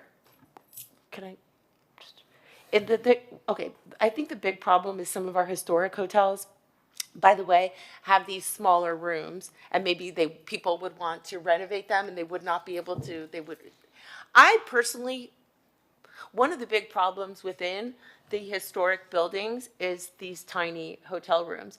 And I would not even have a problem moving forward if somebody within a historic district or historic hotel chose to merge two rooms together. Would it be the worst thing in the world so that we don't have these tiny rooms?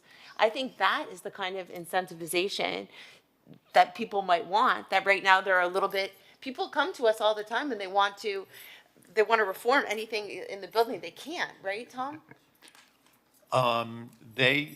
They're within certain zoning districts, like MXZ and CD2, you are allowed to maintain existing smaller hotel units that were specific to the original historic building, and that allows people to do a renovation and rehabilitation of those older buildings. Commissioner Dominguez, you're recognized. Thank you. So 200 square feet is about the size of a cruise cabin. And if we were to require the rooms to be larger, would everything then turn into luxury? Transient luxury? Like, would they be able to, would builders say, we can't do anything affordable for everybody? It would have to be all luxury. But who if cares? We don't combine. want more hotel rooms, do we? You're building 800 rooms at an average size of how big are the rooms in the hotel that's being proposed? 335. We're having, okay, even in like a 3-star hotel, because I don't even think it's 4-star. 3-star hotel, minimum is 335. We already have this large stock, and we have those 2 projects that were built. What is it, the Good Time, and what's the other one next to it? The Moxie is 2 And blocks the to the north. Moxie, and how big are those rooms? Like 175. even tinier. So we already have teeny tiny rooms across Miami Beach. I think that we should make it as big as possible to discourage more transient uses and encourage residential use, which is, I think we're all on the same page. Thank you, Commissioner. The one thing I want to be mindful of is we want to make sure that properties that right now may be empty do get fixed up. And so I just need to understand a little bit better. Do we have any information as to how changing these numbers impact the financing or the viability of fixing up any of these properties? And I don't know, Mr. Director, if we have any of that information. No, any legislation that would modify the minimum unit size of hotels would be prospective. So it could potentially create legal nonconforming hotel units if it was applied citywide. That could potentially impact the ability to finance a renovation. There's no hotel project that I'm aware of now that would be impacted by this, other than a project on 15th and Washington, which I believe would likely be requesting an applicability section on this so that their project can move forward. Yes, Commissioner. You had the best question. How do you incentivize people that have empty properties? Do you know how you do it? By sending a strong message. You're not getting any height. You're not getting FAR. So sitting on your property and doing nothing is not going to be an answer anymore. And code compliance is going to come out and violate you until your building looks beautiful. And then making sure that the building is painted, the building has lighting, the building has hedges. That's how you incentivize. But if we continue to say, we're going to give you a little here, we're going to give you a little there, nobody's going to do anything. So the truth of the matter is, you want people to improve, you've got to set a standard saying, enough is enough is enough, we're not doing it, and then they'll start to improve their properties and stop waiting. Commissioner Suarez. Thank you. I disagree. I mean, I don't think that sending code to a building and putting up a hedges and painting a building is really going to change a behavior, because if the mathematics are not there, it's not going to work out. And you know, we can say, look, you got to paint it, or we're going to force them to paint it. Okay, we're going to force you to put up a hedge, and we're going to force to fix like the light bulbs. But at the end of the day, if it's just sitting vacant, it's going to sit vacant and it's going to be blighted. And it's not going to change a behavior from a property owner. I think that's really the wrong way to look at it. I think if you want to incentivize, let's really incentivize and do it with a carrot, not a stick. I think what you're talking about, Commissioner Gonzalez, is leading with a very big stick and forcing them to be compliant. To some arbitrary set of rules.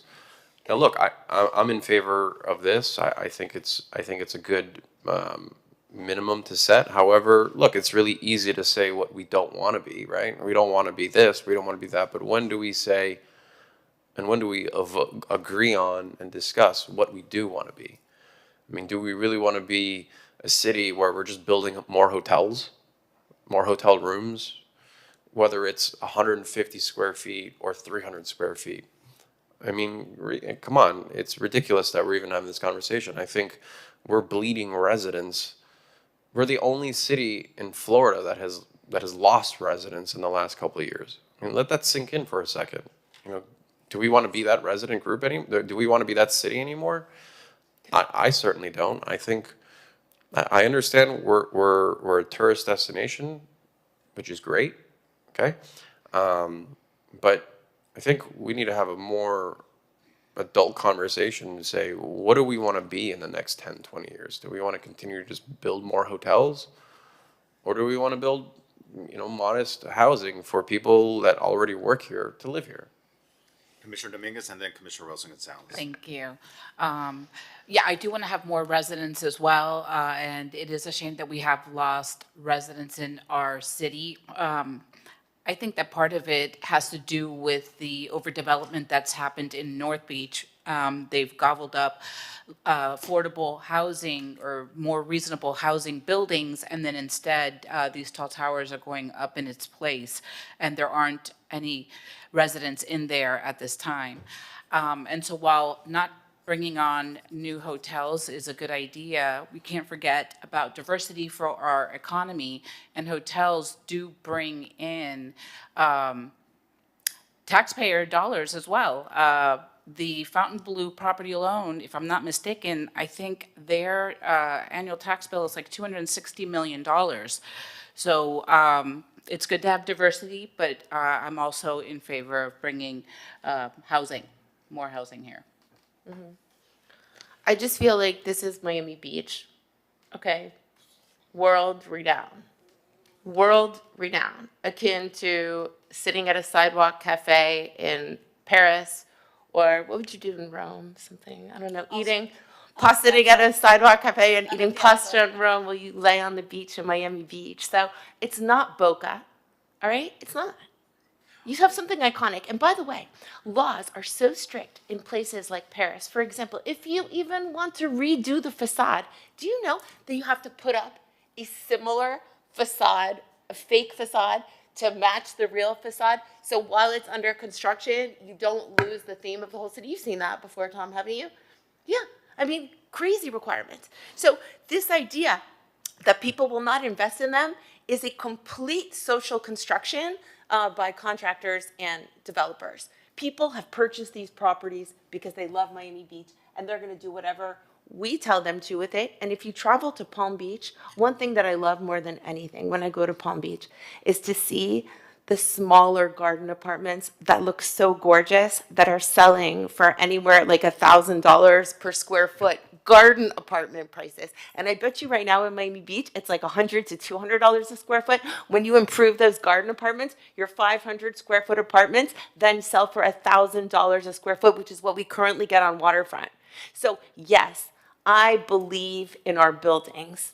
I believe in our buildings because people like Barbara Capitman fought for these places. And it's our job to hold the line for what made us famous. And there is a movement to destroy this historic district, not just by this commission, but over the past decade. And we have all seen Wait, it. I stop you there. Yeah. I'd say this commission is fighting to save. That's the what I'm historic saying. We're district. trying to find ideas, understanding how. But the historic district has to be sacred.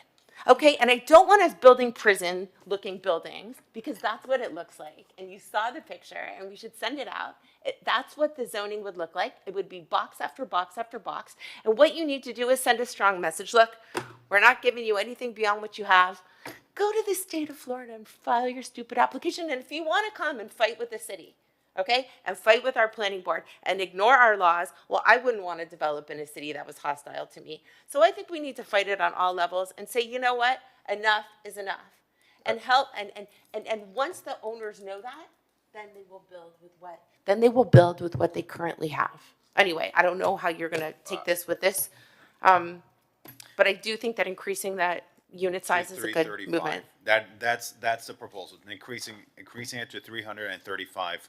Okay. Yes. Commissioner Bond, and then Commissioner Suarez, and then I'll open up the floor to the public, and we'll call the question. So I love the idea behind this. I think there are two things that we're trying to get done concurrently, and one is more defined in this and one isn't. So maybe this is, where this is already allowed, let's increase the minimum permissible. But let's also take and build on this, and I think we have it in other things that we're addressing, is how do we incentivize conversion from transient use hotels to residential? And it's not just the historic district. I mean, when you look at the town center district in North Beach, we're talking about hotel units, micro hotel units of 175 feet. I mean, you can't even turn around there. And so, so I think it's two things. So I would be inclined to support this as far as it goes, and then really continue working hard on the proposals that are before the commission to incentivize converting transient to residential, because that's the ultimate goal. Is to do that. But in the meanwhile, if somebody's hell-bent on doing a hotel, which they are legally permitted to do, it's not a prohibited use, let's make sure it's a hotel with reasonable, that's a reasonable hotel. I don't think it's an either-or choice. I think it's steps along the continuum. Yeah, and just a quick question. If let's say we do move forward with this recommendation to the planning board, that the square footage be 335 square feet. I see there would still be an exception, like for example, in the TCC district in North Beach? That's correct, Mr. Chair. We've identified the districts in the city that have existing exceptions to the current minimum unit size rule. They're limited, but they're in the TCC district And why is it in the TCC district? because when the TCC district, Is there historic there? no, it was put in there because the FAR was increased, and when the TCC district was developed, it was developed to try to create the most latitude for different types of uses. So why would we allow an exception in TCC? That was the rationale for allowing it in the TCC in 2018, was to try to promote different types of hotel uses, including those hotel uses that have the smaller units. Commissioner Rosen Gonzalez, I mean, how do you feel about that? This is your item. I would like to see a map, because that's like Chinese to me. I don't know. that's in I tried North to Beach. read all the descriptions. That's in town North- center. I think, oh, you mean like increasing it right now? Can we do that? People already have their building permits, so it's going through no Well, it matter would what we be do. non-conforming. It would make those. that Yes, have if you building wanted permits to amend your Yes. Yes. proposal for all Yes. units, you could do that, but you would be creating a lot of non-conforming hotel units. Okay, well, I love they're that. non-conforming. And is that your motion? Because I'm not on this committee. Well, I mean, I'm just going through the list of exceptions. I see clearly, you know, in CD3 Collins Park and Collins Park where we have CD2, there would be an exception there where, you know, you keep the smaller historic rooms. I got that. Washington Avenue has an exception as well. Again, that's a historic area, but Town Center, that is not a historic area. That is new development. And we have been dealing with that proliferation. We've had multiple discussions about how do we address this. And fine, I mean, they become non-conforming. Let them become non-conforming because it is non-conforming with the vision and the direction we want for the city of Miami Beach. And if that ever becomes conforming to our vision, well, then we amend the code again. But right now, the direction we're going in, that we're losing residents, and we need to encourage residential and de-incentivize so much transient. I'm all for applying it there as well, the increased square footage. So if I may, Yes, please. I'd make that motion to recommend this with the amendment to the town center to include that as well. Is there a second? Is that allowed? Just want to run it by the city attorney. Yeah. I think the original referral was pretty broad. It said applicable to all zoning districts where hotels are permitted. So I think it's pretty broad. I think you can do that. The only thing we always caution you with when you make a change like that will make projects non-conforming is it then may limit a development in the future if they have to do a really substantial renovation or rehabilitation of the building. But that's the goal of this, is to make sure that we don't have more 175 square foot micro-unit hotel rooms. Right. And I understand that, but there's the other consideration of if there are building issues that need to be resolved, you know. Mr. Attorney, Mr. Director, when was the last time you saw a non-conforming building hit the 50% threshold of value with a renovation?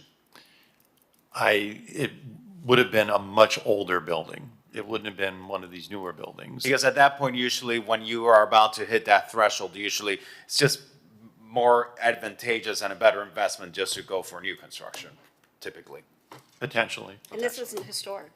And this isn't historic. New and Yeah, it's new. So, underwhelming. you know, how long before they'll have to go in and fix these properties up? But I think it sets the vision. It sets the vision and it sets the message clear. Because the thing is, what we put in writing does matter. Because then it influences the minds of creative people who are looking at our code and seeing, okay, what does the city have envisioned here? What can I do with my property? Even if it's outside of that area, maybe I can go to the city and ask for the same regulation to apply to my property. And that's the thing. That's why our words on these papers really matter. Even if we make it non-conforming, we're telling the world that is reading our code, okay, don't go with the idea thinking you'll be able to come to us and get zoning for a hotel that is not zoned for a hotel. don't go with the idea thinking you'll be able to get a micro unit in an area that's not zoned for micro unit because it's not contextual to the surrounding area. So what we put here on paper really does matter as it relates to that. So there's a motion and a second. Is there any members of the public wishing to speak on this item? Seeing none in person, none in Zoom. Can we show this referred by acclamation? Yes. Okay, by acclamation, this item has been referred. Thank you, guys. And thank you, Commissioner Wilson Gonzalez, for joining us. Of course, congratulations on your puppy. Ah, Sammy, yes. Now I need a puppy too. Everyone's got a puppy. Everyone needs a dash hound. I have a, Where's your puppy, David? I have a 10-pound terrorist you can have going cheap. What? My 10-pound terrorist going cheap. You have a Couple more cat. cats. There you Couple go. more cats. They bring joy to City Hall. And we have, I have my new puppy, Sammy, that's joining us today. There's Sammy. Sammy is twins with Jesse over there. They might be lovers. All right, let's, Mr. Director, let's call item number 6. Okay, item number 6 is an ordinance to modify the height of allowable fencing and shrubbery of oceanfront properties facing the Beachwalk to improve sightlines for pedestrians. And this item is brought to us by the queen of micromobility herself, Commissioner Tanya K. Bott. I've been called many things in my life. I've not yet been called that, so. Yeah, so this is just trying to improve the sight lines when you're out on the beach walk and you're riding or running, and people come in from the access points, whether from a hotel or from one of the side streets. We need to make sure that we don't want to affect the experience for guests or residents in their properties, within their properties. So we're not really affecting anything within the property lines, but it's to make sure that when you're coming around the corner, you don't get smushed because somebody can't see you. And so we discussed this at last month's meeting, and it wasn't super clear how that would work, and so you guys have done a little work to refine that, so I'll turn it over to you. Some great visuals. Okay. We did modify the text of the proposed amendment slightly, and this would again be an amendment to section 14-1 of the city code. And we created 2 options. Within the text of the ordinance, it's the 10-foot option. But basically what we came up with was an option for a 10-foot visibility triangle, which would be 10 feet in both directions of both access points from private property as well as from the street end. And we have a visual where we use the property at 1775 Collins Avenue as an example. The other option we came up with was a 6-foot visibility triangle, again, utilizing the same property. And basically that would be 6 feet in both directions. On balance, the administration is recommending the 10-foot visibility option. And if there's consensus on either option, this would require going to the city commission for a referral to the planning board in order for the LDR portion of it to be transmitted by the planning board, and then the city code could be brought to the commission for a first reading ordinance. So, we are only going to see increased usage of the beach walk as people have more and more opportunity to use bikes or whatever vehicles end up being permitted there. And I think it is incumbent on us to get ahead of this before accidents start happening in a really significant way. So we have a number of near misses, and hopefully this will mitigate even those near misses. So with the support of my colleagues, I'd like to move this forward with the 10-foot sightlines. Thank you, Commissioner. I think this is such a great item. Being on the boardwalk frequently, I can attest to how it can be dangerous at times when you're coming out of one of these beach entrances and having someone on a scooter coming by, or not a scooter, but on a bicycle coming by, or some other device, and not seeing you, and how dangerous it can be to get hit. And we've had seniors get hit, we've had children get hit, so it's not a good situation. At the last meeting, I had concerns. If you move forward with 10 foot, and I thought it was 10 foot on each side, and it would end up being, so a large amount of space that would get taken up by this, especially on a smaller property. What I would suggest is that perhaps do the 10-foot on larger properties, on properties that have a larger frontage on the beach walk, and perhaps our planning director could guide us on this if he thinks it would be appropriate, and do the 6 feet on the smaller lots. That way, it really depends on your lot size. If you have a smaller lot, you don't have to give up as much of your greenery as a larger lot. And I don't know, Tom, how you feel about that. When we came up with both options, they're both good options. We had recommended 10 feet because we felt that it enhanced the visibility as much as possible. But in terms of looking at it on a lot size basis, we do think that would make sense for smaller lots to have something a little smaller. So perhaps if the lot is less than 100 feet in width, they could use the 6-foot option. And most oceanfront lots, with some exceptions, are going to be larger than that. But for those smaller lots that are less than 100 feet in width, we believe 6 feet would be adequate. The other, and I don't, if you're fine with that as a sponsor. Yeah. Yeah. The other thing I would suggest that is very important, unless we educate property owners about this, give them a process for notice and warning, it really won't be effective. We really need to educate people about it, kind of how we did with the electric leaf blowers, that when Commissioner Samuelian sponsored the ordinance originally, provided for education, a notice period, a warning period before you start to issue the violations. And I think that that's important as well. Because this is going to be a new policy that people are going to have to implement. Property owners are going to have to educate their property managers, who are going to have to educate their landscaping crews. So I think if perhaps you could work with staff in incorporating something like that into your item, it'd be helpful. The last thing I'd suggest, and I mentioned it to staff during my briefing, 6 feet, 10 feet could be subjective on who is doing the measurement. And It should be. I mean, it's a foot's well, a foot. but people measure from different points. Some people will think it's from property line to property line. And they're going to be like, well, I don't have to go to the right of way. And so it might be good if if a property owner calls the city, that the city be able to go out there and, provide them with clarity. This is the area you need to keep clear.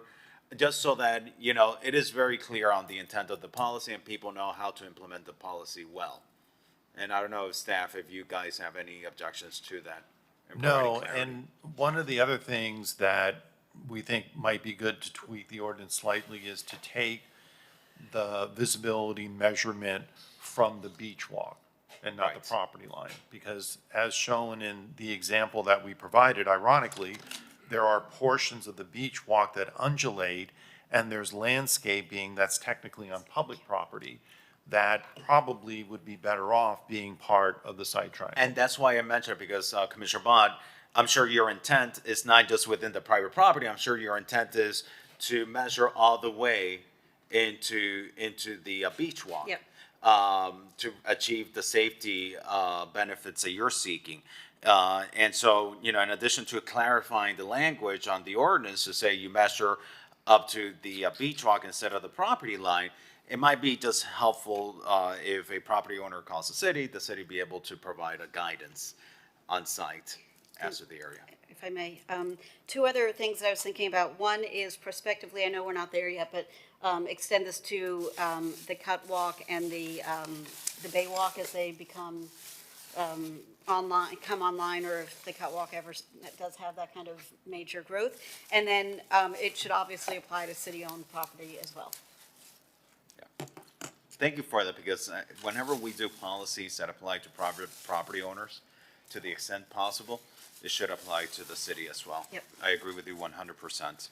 So then, With that, are you moving your item? yeah, can I move it as amended? As amended, is there any other comments from the dais on this item? Yes, Commissioner Dominguez. This is a great item. I know that I've had conversations with people that are bicyclists and pedestrians, and I've been in touch with the city team to go to and trim shrubs and stuff. So this is a step in the right direction, and it's safe, and I really like that you're bringing this forward. Yes, good job. So there's been a motion and a second. Mr. Director. Just a quick point of clarity, Mr. Chair, since this was a dual referral, the LDR amendment will be able to take directly to the planning board, and then after the planning board transmits it, we'll bring both first readings to the city commission at the same time. Okay. Thank you, Mr. Director. With that, we can move forward to item number 7, Commissioner Dominguez, the steward of our Baywalk. So I have, thank you, I have weekly conversations with different stakeholders on the Baywalk, and currently, one of the public benefits was that Mondrian constructed the Baywalk behind that building. That's been in progress for the last several weeks. I think you might have an update on the pedestrian bridge? Yes, ma'am. Hector, David, you're recognized. Good morning, or actually good afternoon, I apologize. David Gomez, Interim Director with CIP. Commissioner Dominguez, you're absolutely correct. The section of the Baywalk behind the Mondrian and Mirador are underway. They're moving on schedule, and they anticipate completion before the end of the year. The update we have for you on the pedestrian bridge, I have the developer here to give you some feedback. We've been working very closely with them on identifying and resolving any pending issues. Unfortunately, there is some stuff that needs to be ironed out, such as verifying some as-built conditions and finalizing their GMP with their contractor. I'll have Hector give you the update. Commissioners, thank you. Hector with Terra Group. So as David was saying, we've met today in order to try to put a path forward, from point A to point B to try to get this thing fully open. What we are encountering some as-built conditions that we have to in the field with utilities. We're having differing as-built conditions and disparate as-built records. So we're trying to get out there, put a fence up by this week, try to get out there, start potholing and soft digging to be able to identify those, to be able to see where exactly they are. Unfortunately, we have different reports, and it's showing them in different locations. Previously, we've had to modify the foundations of the bridge in order to, because of the utilities. Hopefully, we won't have to get to that, but we'll have to look at that with opening up the ground. And then as far as finalizing the GMP with Mastech, which Mastech is going to be the contractor, we do have a GMP in place. We just have to finalize the numbers for early works and the final process, or the final number for the overall project. We are encountering some increases in costs, so we're trying to really be efficient with the buyout that we have with the subcontractors, and it's taking a little bit more time. But we expect it to be done in the next couple of weeks. And do you think for the pedestrian bridge, we'll have a better update next month? I plan to. Okay. I plan to. I think we're going to slowly roll into a groundbreaking, and I think we're going to slowly roll into utility relocates. So it's going to take probably 4 to 5 months of just relocating utilities. We have a large AT&T line that connects to the Coast Guard, which that's going to be a coordination item. We have water mains and FPL and different things, so we're going to have to go through that. But I think we'll have a much better plan for next land use. Okay. Vice Mayor, can we keep this on for next month? Yes, I mean, we need to see progress with the bridge. I know I've been hearing that progress on the developer side has been very sporadic on this matter, and the city feels that the progress could be happening a little bit more quicker. So, Commissioner, thank you for keeping this on the agenda. We'll keep it open till next month. Thank you. Thank you. Thank you. Thank you, John. Mr. Director, let's call on item number 8. Okay, item number 8 is a discussion on amending the land development regulations and comprehensive plan to require a housing impact statement for all development applications to include mitigation measures and modify review criteria to consider housing impacts. Thank you, Mr. Director. This is an item that I am sponsoring, because we do have a crisis with housing in our city. And one of the challenges is when we have development application coming to our city, going to our boards and decisions being made by our boards that we don't have a say over, but that could potentially be impacting housing. Development applications that could directly be impacting the availability of housing. So what my item does is that it amends our LDRs and the comp plan to require a housing impact statement for all development applications, making their way to the design review board, to the historic preservation board, to the planning board, to the board of adjustments, and to incorporate that housing impact statement into the applications that these board members are going to have.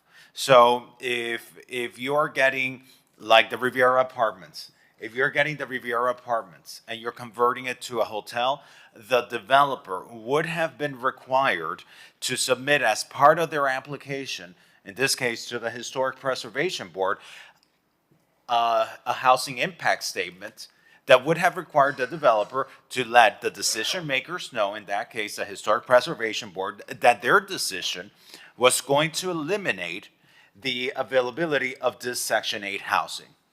And allow as part of that housing impact statement for the developer to explain any mitigation that they may have taken to address some of the housing impact that they're causing. That's the intent of item number 8.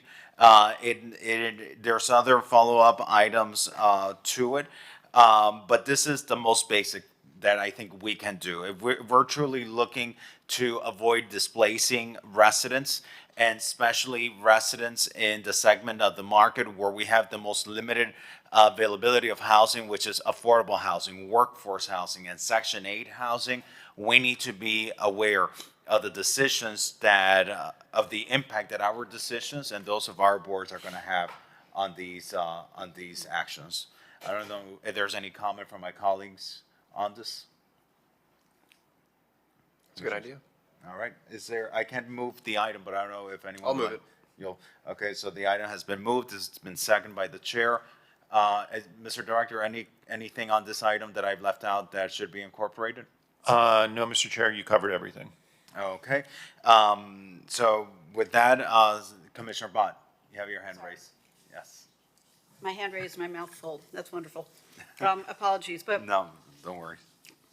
could there be as part of this, the beginning of sort of like a registry or a spreadsheet someplace that we could access easily to see which developments have displaced which number of, what types of units?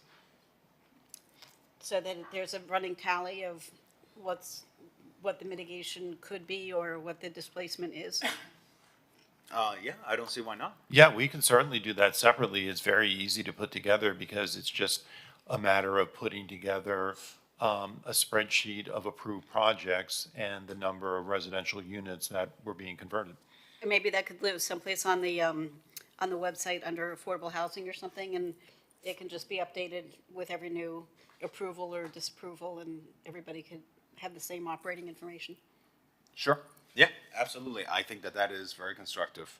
So let's incorporate that into this. So with that, there's a motion and a second. Seeing no more comments from the dais, any comments from the public? I see no members of the public present to speak on this item, none in Zoom, and we can show this item adopted by acclamation. This goes next to the planning board, or does it go to first reading at the city commission? No, we would draft the actual, we would put the text that is in the memo into formal ordinances and bring them to the commission for referral to the planning board. Perfect. Thank you. Thank you, Mr. Director. With that amendment of the. Yes, we could do that, or we could do that as a separate policy direction so that, because we could start doing that immediately. Yeah, if you Whatever. want to incorporate it into this, whatever you want. Well, if you can do it immediately. Yeah, That'd my be thought was we would just do that. We'll note it in the referral memo, but that's something where, based upon the direction of the commission as part of the referral, we can start creating that registry. Okay, that'd be great. Thank you. All right. Thank you, colleagues. With that, let's call up item number 9.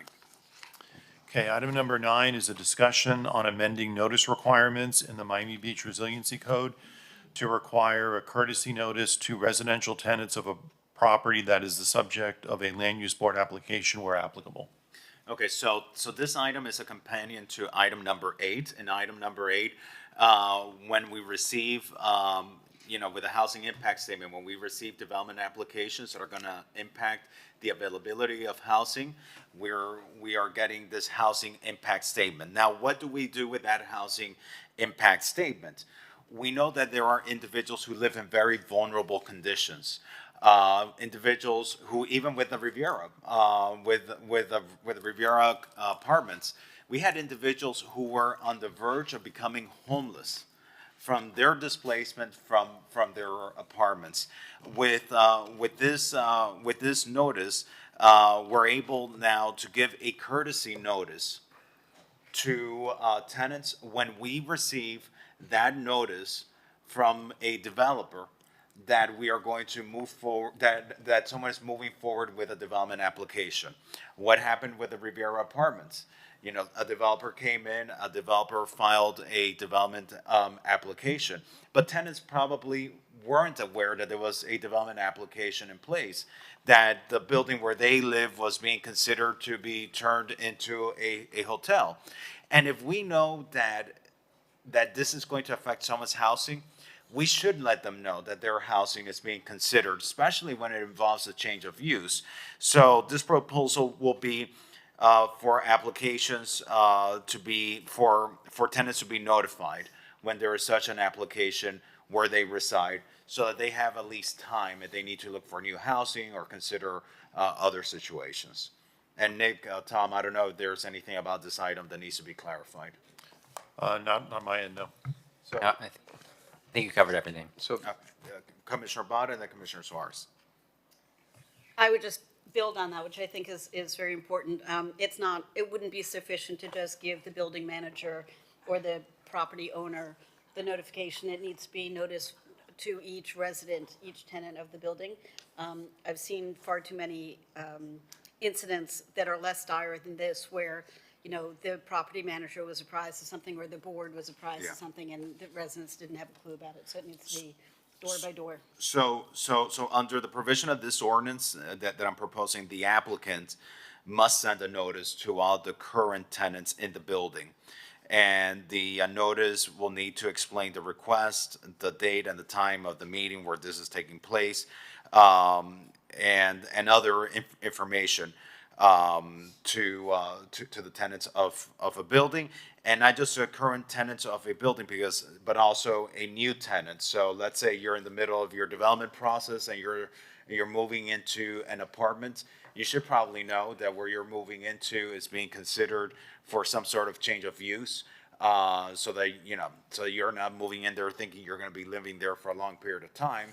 And so this would require that for all tenants that are currently living there, and for a future tenant as well. Commissioner Suarez. would this only trigger if there was a private application? So for example, we talked about the application at, on 6th Street. Would this new initiative gone into effect?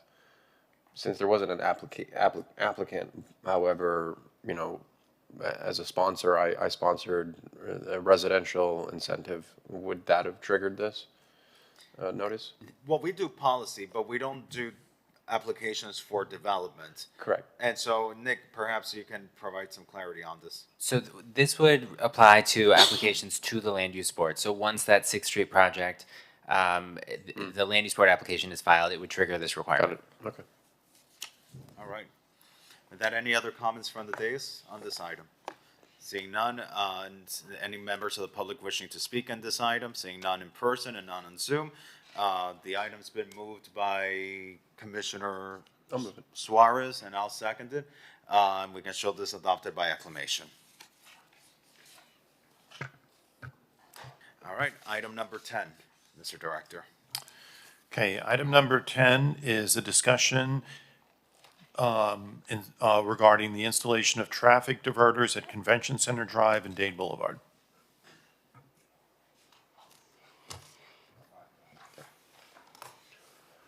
Thank you. Thank you. This item I placed on the agenda as a result of years and years and years of conversations and promises being made to the Bayshore Neighborhood Association regarding traffic, convention center related traffic, going from Convention Center Drive into the residential neighborhood directly to the north of Dade Boulevard, known as Bayshore. When when the convention center was being redeveloped by the city and the county, there were meetings done with the neighborhood association. This is going back many years, and it was a commitment made to the neighborhood association that diverters would be installed at the intersection of Convention Center Drive and Dade Boulevard on the south side of Dade Boulevard to keep traffic from driving straight into the Bayshore neighborhood. All these years later, the convention center is up and running, and clearly the Bayshore neighborhood is very concerned by the traffic impacts of not having this diverter there. And the association is further concerned, given the conversations with the convention center hotel that's going to be coming in, and so they really have expressed their concern of this cut through traffic only aggravating once this hotel gets built. I personally recall those conversations with the Bayshore neighborhood feels like at least a decade ago. Still on the board in the Bayshore neighborhood. You were, Commissioner Budd, you were still on the board of the Bayshore neighborhood, and I was a resident. I was your constituent at the time, I guess. As it should be. And so here we are, all these years later. This has not been delivered to these residents. It is a concern. We're all for the economic engine and supporting the convention center in any way that we can. At least I am. I want to see the convention center prosper. But the reality is that right across the street, we have a single-family neighborhood, and we have a responsibility to protect the character of the single-family neighborhoods in our city.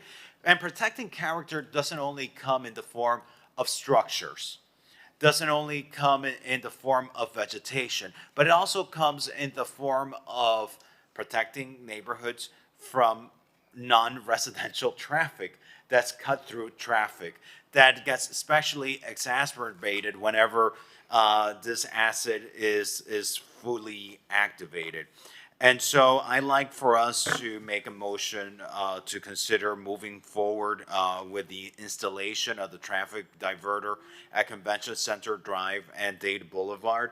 Commissioner Bond, you're welcome to chime in on this, since perhaps you mentioned you were on the board of the Homeowners Association at the time. I don't know if there's anything that you recall from that time as to these commitments that were made.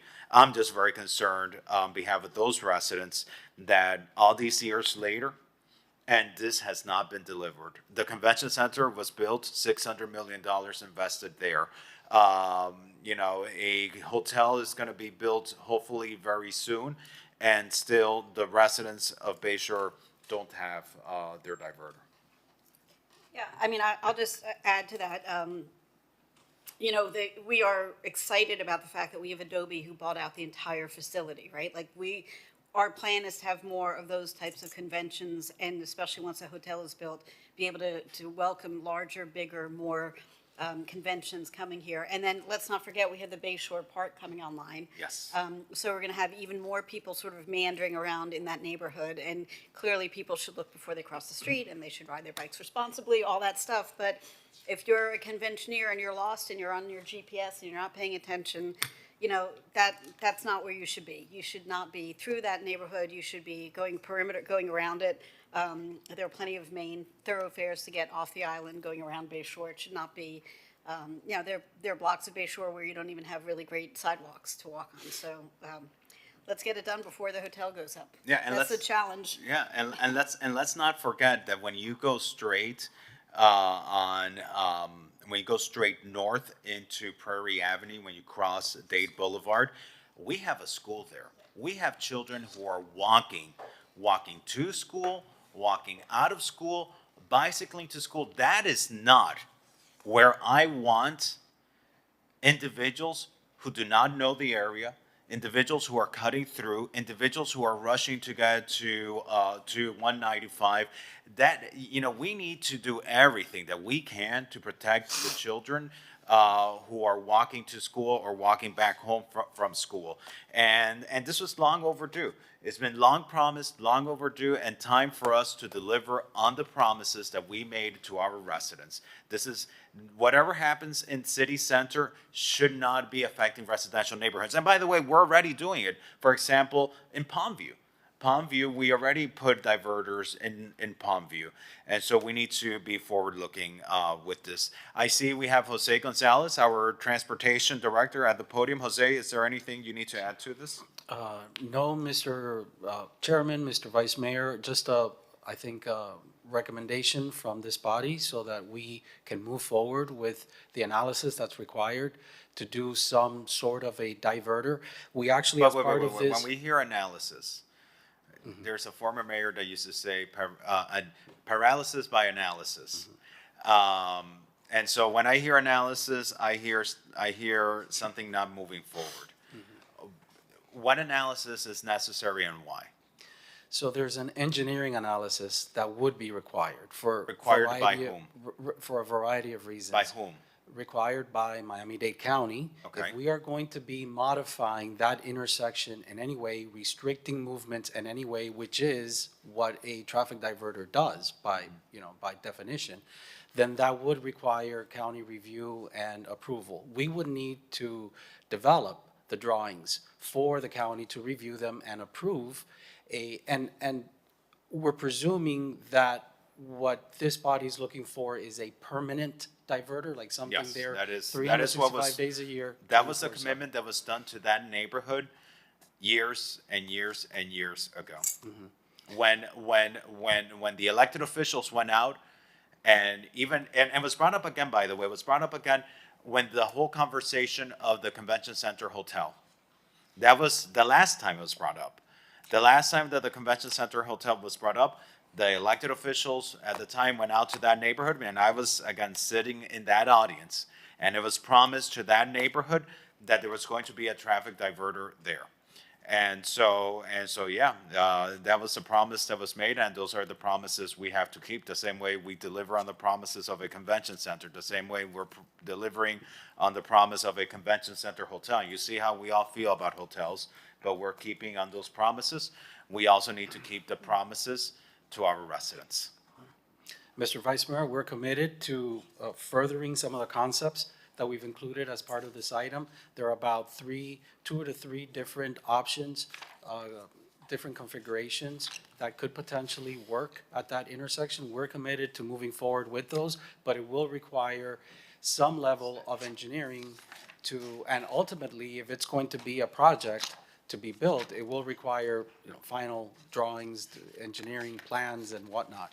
But at least we're committed to take it to the next level, but it will require some analysis in terms of what should the diverter look like? Does it fit? Is it feasible? What turns are we going to be allowing? What turns are we going to be restricting? Clearly, we want to restrict the north and south bound movements so that there isn't direct, influx of vehicles coming out of the convention center and into the neighborhood.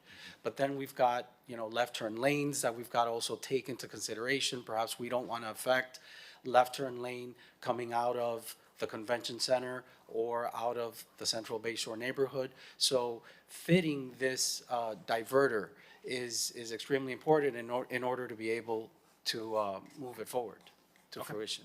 All right. So, Commissioner Bond, you're recognized. Again, mouthful, sorry. No worries. Mr. Attorney, would you put me, mouthful to you too. Would you mind adding me with the permission of the course. sponsor as a co-sponsor? Of course. And you can join me as a prime. Oh. Yeah, Commissioner Bond, you were a longtime resident of the Bayshore neighborhood, and you served on its board. And I know how much you care about that neighborhood. So I'll be happy to have you join me as a prime. All right. With that, would you move the item? No. Yes, so moved. Okay, the item's been moved, it's been seconded by, can we show this adopted by acclamation? Yes, All right. and Commissioner Suarez wanted to be recorded as a yes. Oh, great, thank you. And by the way, as you all do your analysis, I'm just wondering, what is it that we prioritize last in our transportation master plan, Mr. Director? Currently vehicles, Vehicles, and what is it that we prioritize first above all else? pedestrians. Okay, I hope that's taken into account in this analysis that's done. Thank you so much. Thank you. Yes, Commissioner Jose? Bond. Where do unicycles fall? Where do unicycles fall? Those are in the other category. Okay.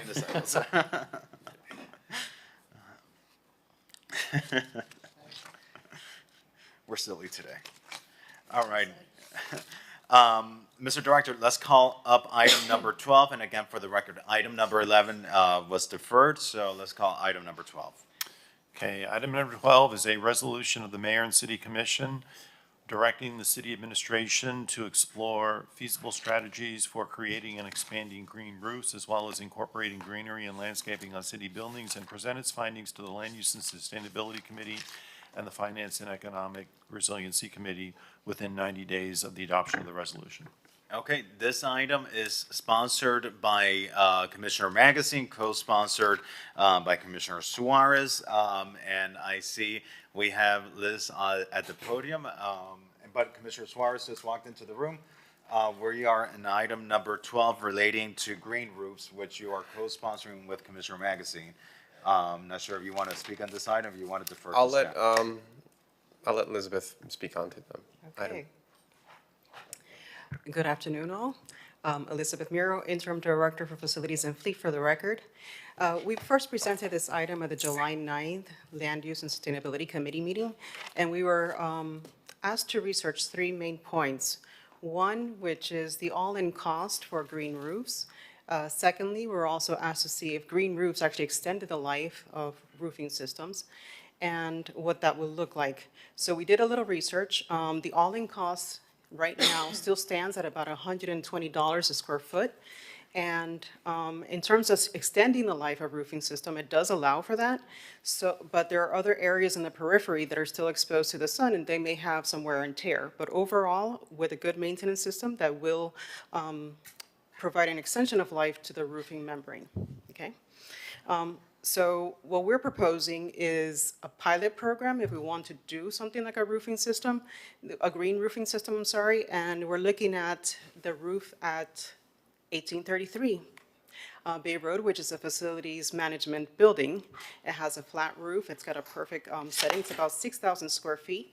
That pilot program, if we go forward with it, would be something like $720,000 plus $36,000 for maintenance, which will provide at least a 20-year warranty. If we want to go forward with a roofing system like this as a pilot program, we're proposing that this be funded through the budget process as fiscal year 26. Okay, so this would not be a mid-year item. Correct. All right, I see we have Commissioner Magazine to sponsor the item, present via Zoom. Commissioner Magazine, you are recognized to speak on your item. I appreciate it, and thank you for the spirited discussion all throughout the day. I guess I just have one question for Liz, our presenter here. Obviously, it was a larger than expected number that was given, and we discussed this at FERC, and almost in a way would be somewhat cost prohibitive outside of, you know, a one-off here or there across the city. Now, is that essentially that cost if we wanted to go out and just replace a roof right away? And I guess where I'm going with this is if a roof had to be replaced on a city building, what would that cost be compared to this here? Because of course, if we just wanted to go out and do this right away, but perhaps we lessen the cost where if we say, well, when it comes time to replace a roof, we do so through a green roof. And let me just use an example of that. if installing a green roof on the selected facility would be $720,000, seems very eye-popping. But if a normal roof would be $400,000 or $500,000, then really what we'd be looking at is just what that variance is between a green roof and a normal roof replacement. Hopefully that makes sense, because I'll just kind of kick it back to the chair and to Liz to steer this discussion further. But thank you for letting me speak, and appreciate the time on this item. Liz, you're welcome to respond to the sponsor. Thank you, absolutely. So the difference between one and the other, so a regular roofing system, we just replaced the one at 1755, and that's 170,000 square feet. It was approximately $488,000. That's about $30 per square foot. If we're going to do a roofing system that is a green roofing system, it's about $90 more. That's $120 a square feet, sorry. So that's where the difference is. That's where the delta is.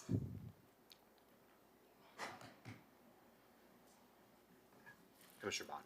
So I love this.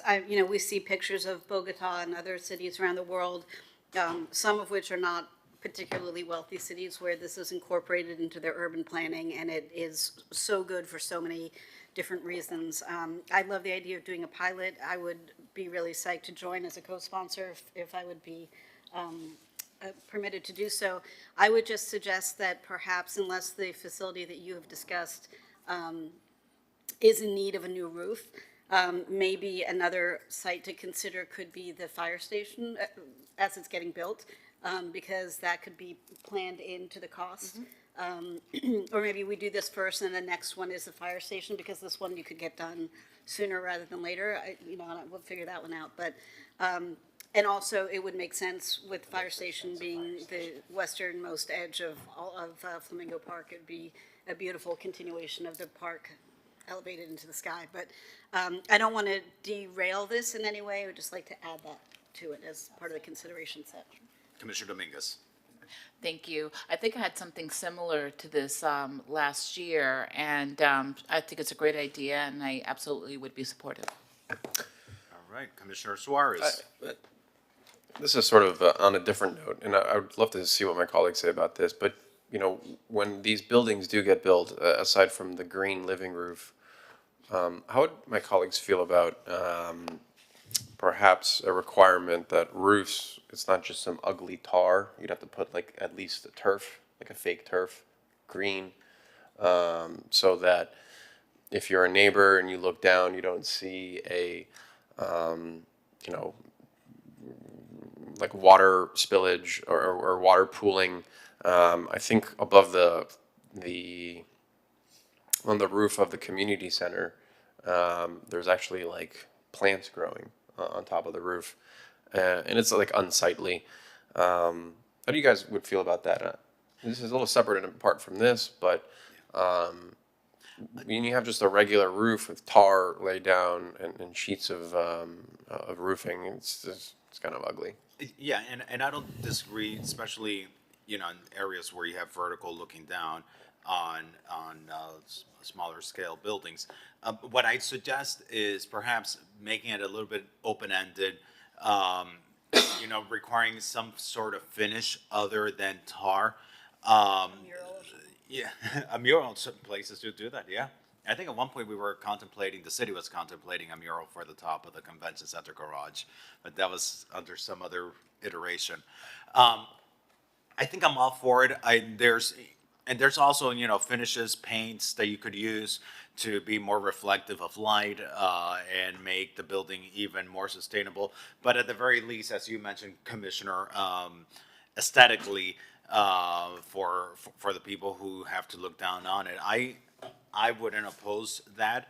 I just want to maintain a level of flexibility where we do not add costs. Sometimes, not everyone is able to do a green roof. Sometimes people are not able to add all the bells and whistles as a matter of cost. And I just don't want to make it harder for people to fix their roofs.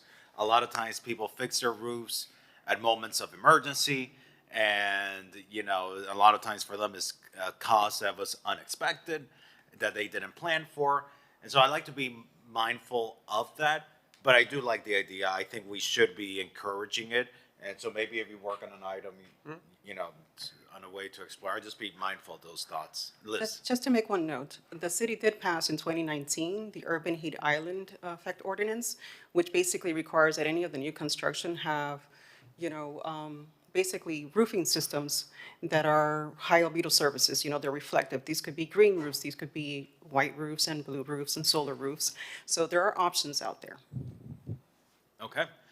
Staff, what do you need from us with this item? If you want to support a pilot program, we're going to hear this all again in finance. Okay, so this would be to support the pilot program as part of the 2026. Correct. So that it can be incorporated into the budgeting process. Budget process. Okay, all right, I'm fine supporting that. If someone is willing to make a motion, I'll make the motion. I'll second. and let's show that adopted by acclamation. David, are you okay if I join in? Of course. It's not my item, it's a magazine item.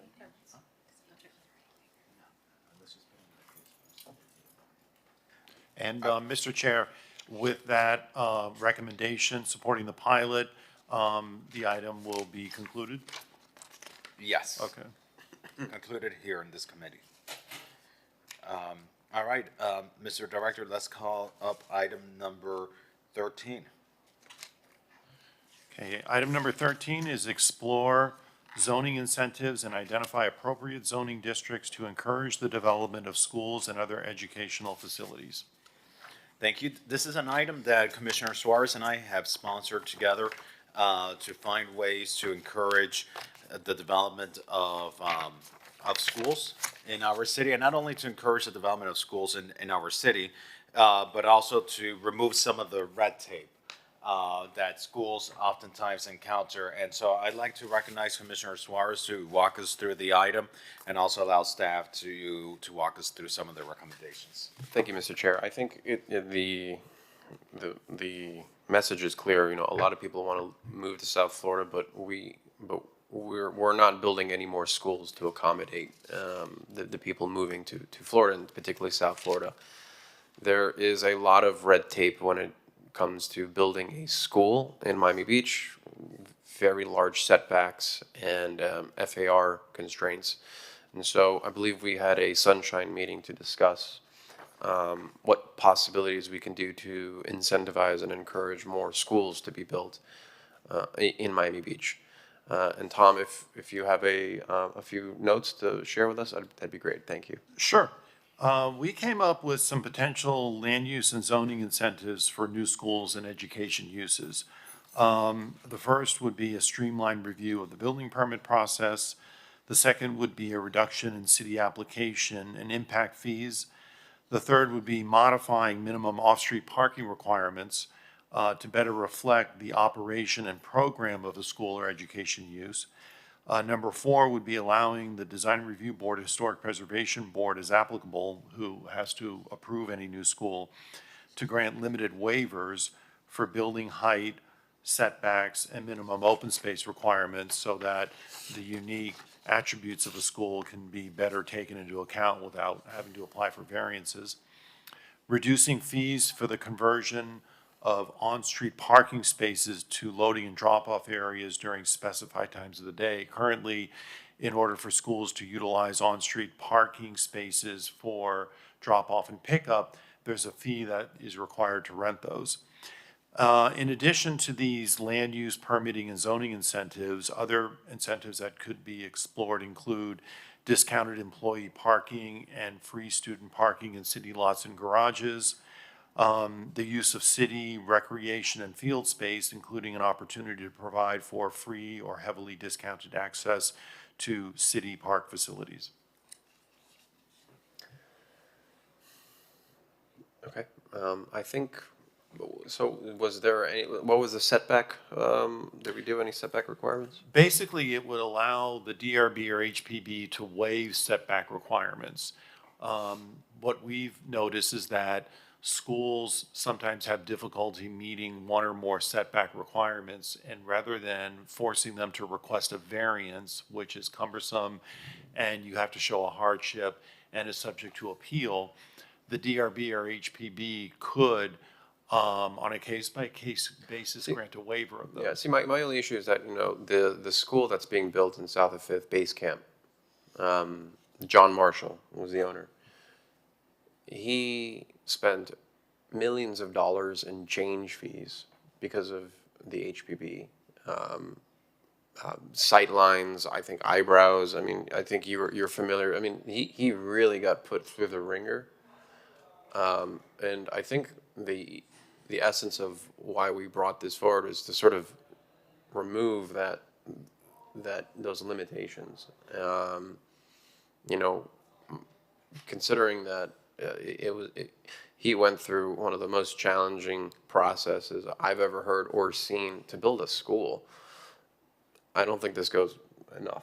I think, perhaps you can come back with something a little bit less cumbersome for a school applicant that doesn't necessarily have to go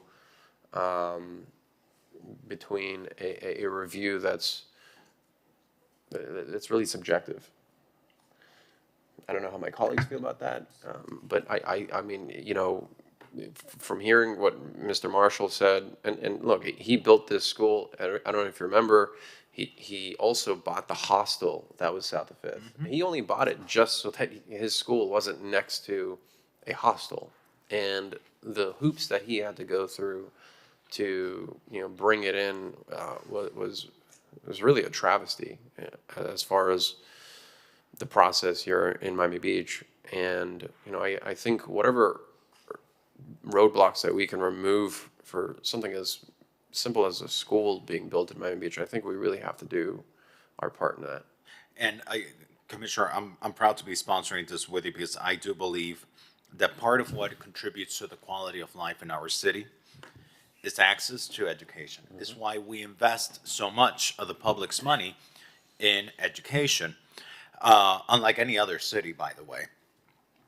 And I do hear from parents that that it does affect their quality of life, that they have to drive 40 minutes to be able to take their kids to a school.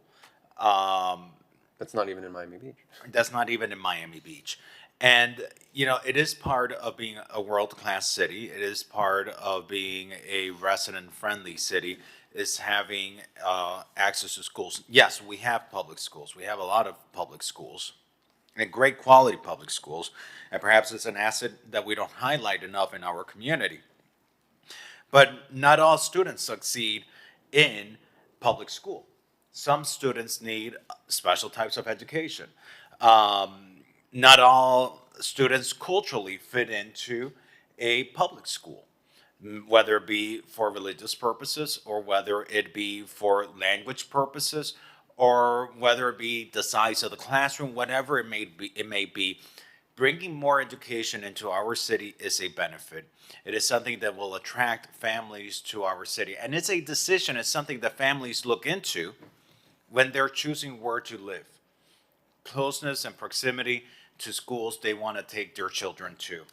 And there's been a lot of schools being built in other parts of our county, and I really haven't seen the influx of schools in our community. And I think it probably goes hand in hand with the fact that we've had a reduction in population. And so by the same tokens that we try to incentivize the construction of residential inventory, I think we need to incentivize the development of more schools in our community. It just goes hand in hand. And so I'm all for these amendments and doing whatever we can to deregulate as much as we can the construction of schools, including making the process through our Historic Preservation Board and our DRB a little bit easier.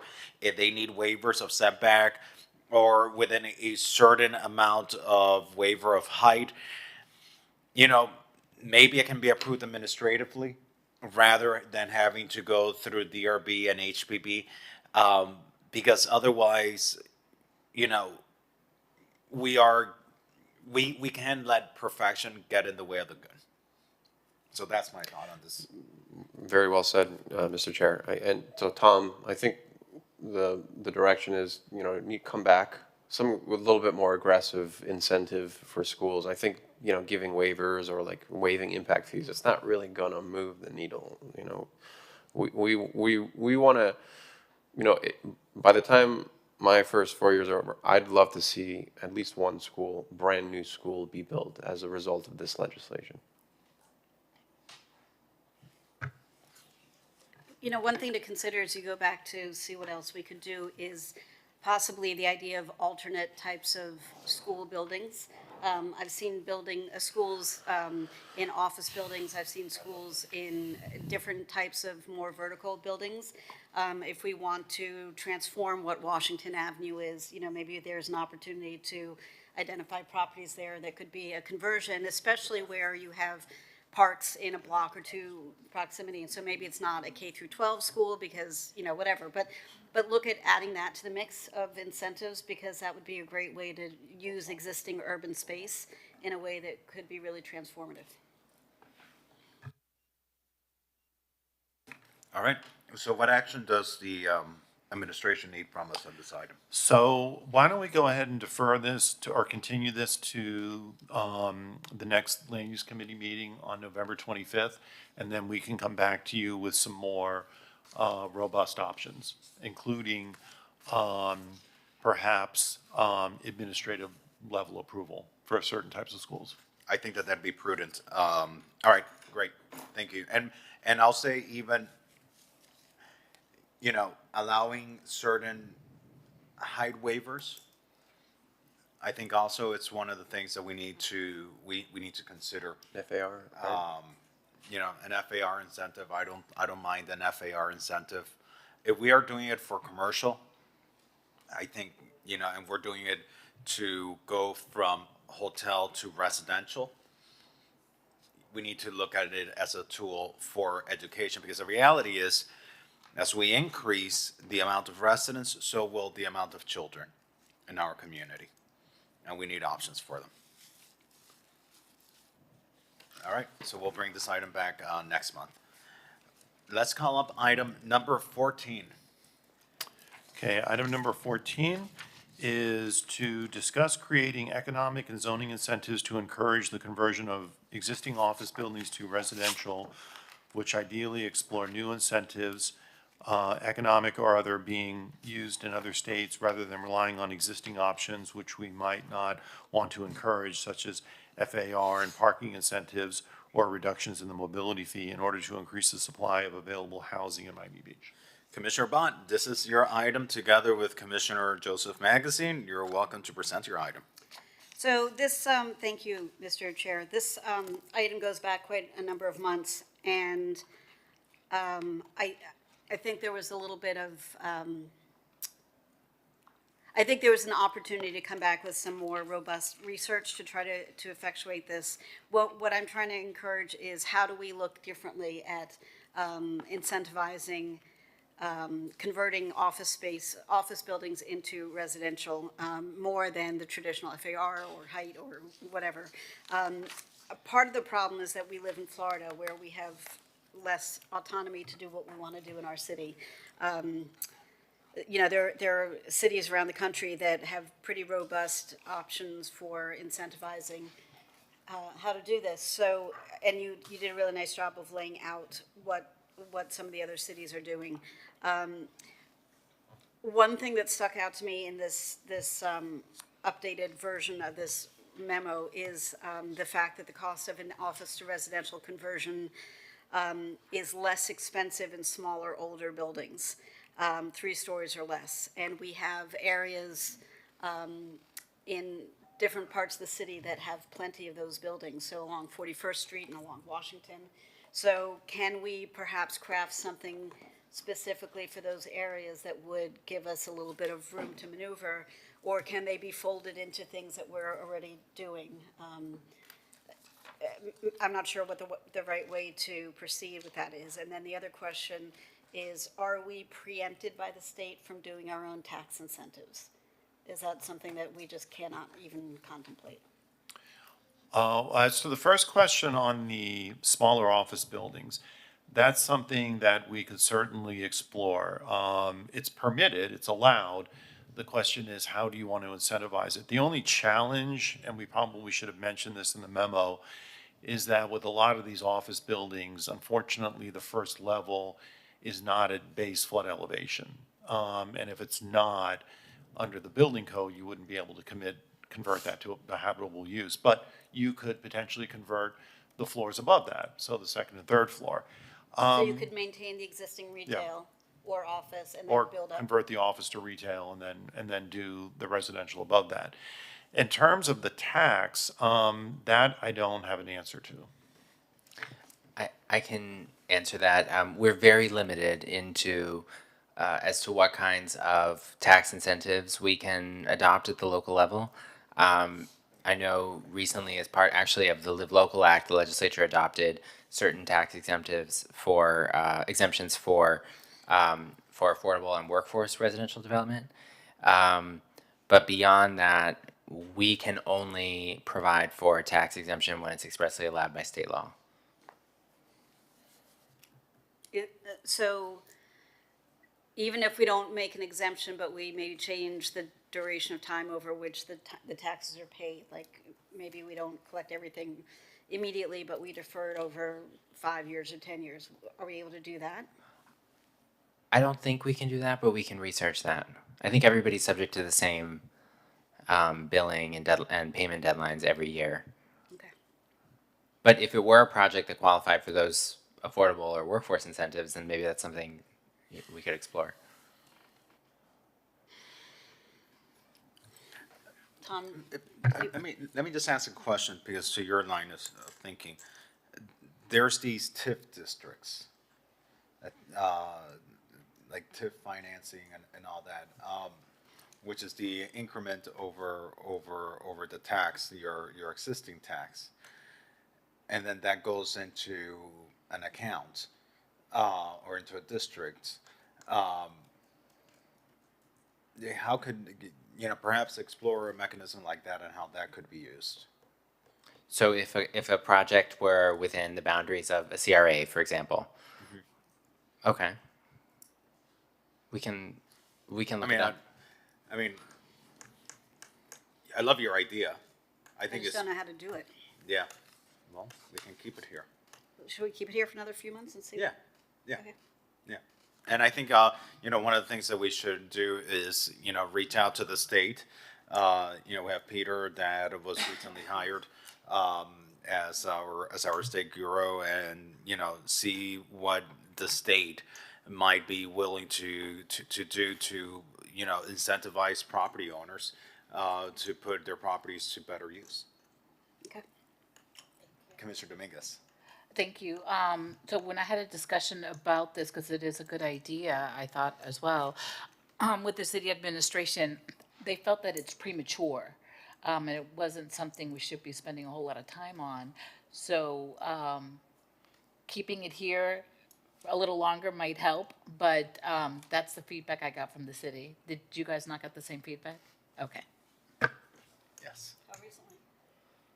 Last week? Oh, I did not. All right. So with that, we'll keep this item in committee, and we will move on to item number 15. Okay, item number 15, review traffic impact study requirements in the land development regulations for new development and consider whether LDR amendments are appropriate to strengthen the city's review of a project's impact on transportation infrastructure, as well as enhance traffic mitigation measures required of applicants. Commissioner Bont, this is your item. Yeah, so Jose is gone, but this was an item that I brought because it just seemed like there's so many developments happening all at once, and even things without our city borders were happening that are going to affect us. And I wanted to just really make sure that we were doing everything we could to take as many different factors into account when we require developers to do a traffic mitigation study. And so after deferring this item last time, the staff and I met to talk about this, and it seems like we are doing pretty robust work and that there's not a whole lot more that we can be doing, which is not ideal to hear, but I guess that's where we are. But let me ask this. New developments. Here's my challenge with new developments, which I think it goes to what you're trying to tackle, Commissioner. I come in and I'm proposing a development at any given location. And I do a traffic study. Right now, Mr. Director, the traffic study that I commission only considers existing conditions and how my project would impact existing conditions. Is that correct? My understanding is that the traffic impact will take into consideration future development that is proposed within a given area. So if there's a project approved but not built, there's obviously no way to take into account that in terms of the real-time traffic implications, but the traffic study will take into account what that is likely to result in. Okay, so that is happening. So the projects are taking into account the traffic review, the traffic analysis, these studies done by developers and their teams. Right now, they're supposed to be looking at not just current conditions, but how their project together with surrounding approved projects, how put together, how those are going to affect conditions. Correct, and Jose walked in. If I said anything correctly, Jose, feel free to correct me, but I believe that's the case. Well, but let me ask you this. If it were the case, wouldn't you be seeing it in the traffic studies? Because I'll tell you this, when I sat on the planning board, one of my frustrations was that it didn't feel like the studies we were getting necessarily reflected that. So do you feel that the studies we are getting are accurately reflecting that? Jose, my understanding is that for development applications, even if approved projects aren't built, that the traffic consultant will take those into account within a certain radius of the new project, correct? That is correct. And is that happening? Yes, in terms of, every traffic study builds upon the traffic studies prior related to other developments. So it's a cumulative Let me ask you this, because I've always been skeptical. I've always been skeptical of private traffic studies. Do we internally peer review those traffic studies? We do. We do. Okay. We have a consultant, a traffic consultant that peer reviews the traffic engineering studies for each development. And have we ever found deviations between what's being presented and what our peer reviewer has found? Deviations, as we review, we Discrepancies. could find discrepancies. We bring those to the attention of the consultant, but by the time that traffic study is finalized, those discrepancies, if there are any, have been addressed. Okay, all right. I just feel, I just recall one of my frustrations over the years has been, I never really felt like the traffic studies truly incorporated the surrounding developments. I never saw a traffic study, like they always show you a project site, the application site. Mm-hmm. But they'll never show you a traffic study that shows, okay, these are the projects around you, what they're projected to generate and what yours is projected to generate. It always feels like it's going as of current conditions. And I don't know, Commissioner Bott, you sat on the planning board much more recently than what I did. Yeah, it just seems like, well, when we discuss this as an internal meeting group, it feels like, for instance, in Town Center North Beach, we know there are 13 projects in an 8x6, block area. And it doesn't feel like the traffic studies have really represented the bottleneck that is going to become. Similarly, the project that was proposed for the western end of Normandy, where North Bay Village has 3,000 units coming online or more. And I know it's a different city, but that is going to impact us. And, Sure. and so that's what I was trying to get to, of how do we broaden the scope so that we take into real-world effects that we know are coming down the pike, but it didn't seem like there was a way to do that in any reasonable manner.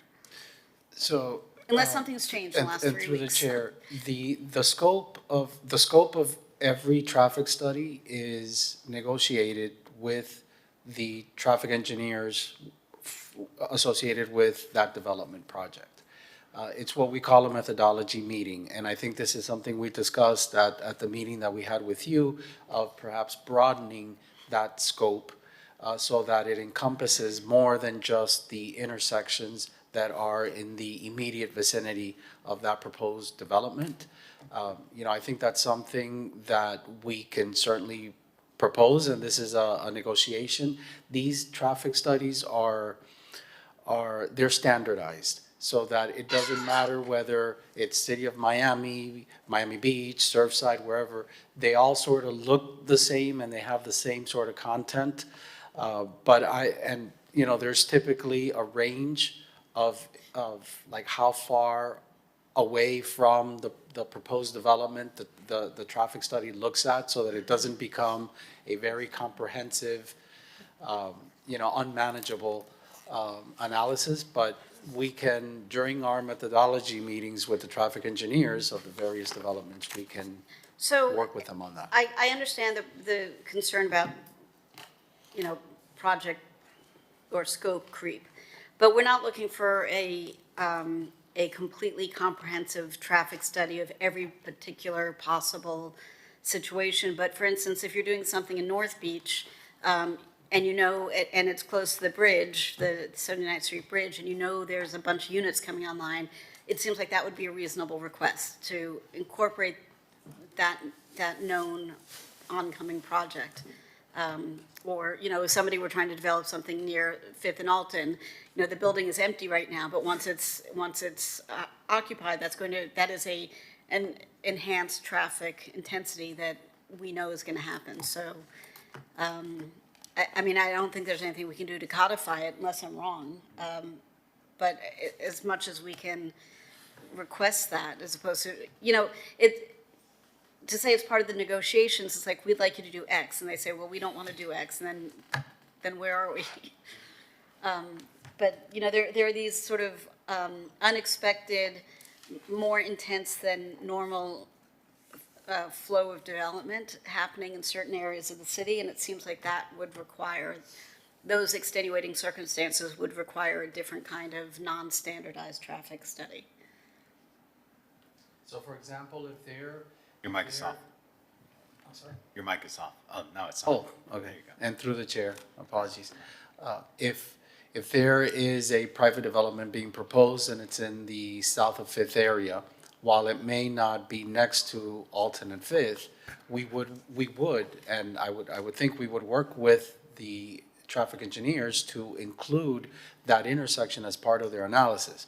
Now, if that intersection, if their analysis shows that that intersection fails, and I'm sure this is already being done, but that consultant, the traffic engineering consultant, will need to bring that to our attention if it's already failing, even though it's not within the immediate vicinity. So I think guess what I'm trying to say is some of that larger, broader analysis is already happening in the background of every traffic engineering study, since they all build upon themselves and they're all incremental. But perhaps it's an issue of highlighting it in the traffic studies, which is not being currently done and should be. This is the last item, right? Okay. I guess I don't think there's anything that needs to be codified. Oops. I don't think there's anything that needs to be codified on this. It's just sort of a different way of working as you go forward, to highlight these sort of extenuating projects in areas, or the extenuating areas for projects that will be impacted by them, even if they're not just a block away. Unless Great. you guys have any. No. Thank you for looking into this, though. It is an important issue, and we only have limited capacity in our city, and it needs to be taken into consideration with our development.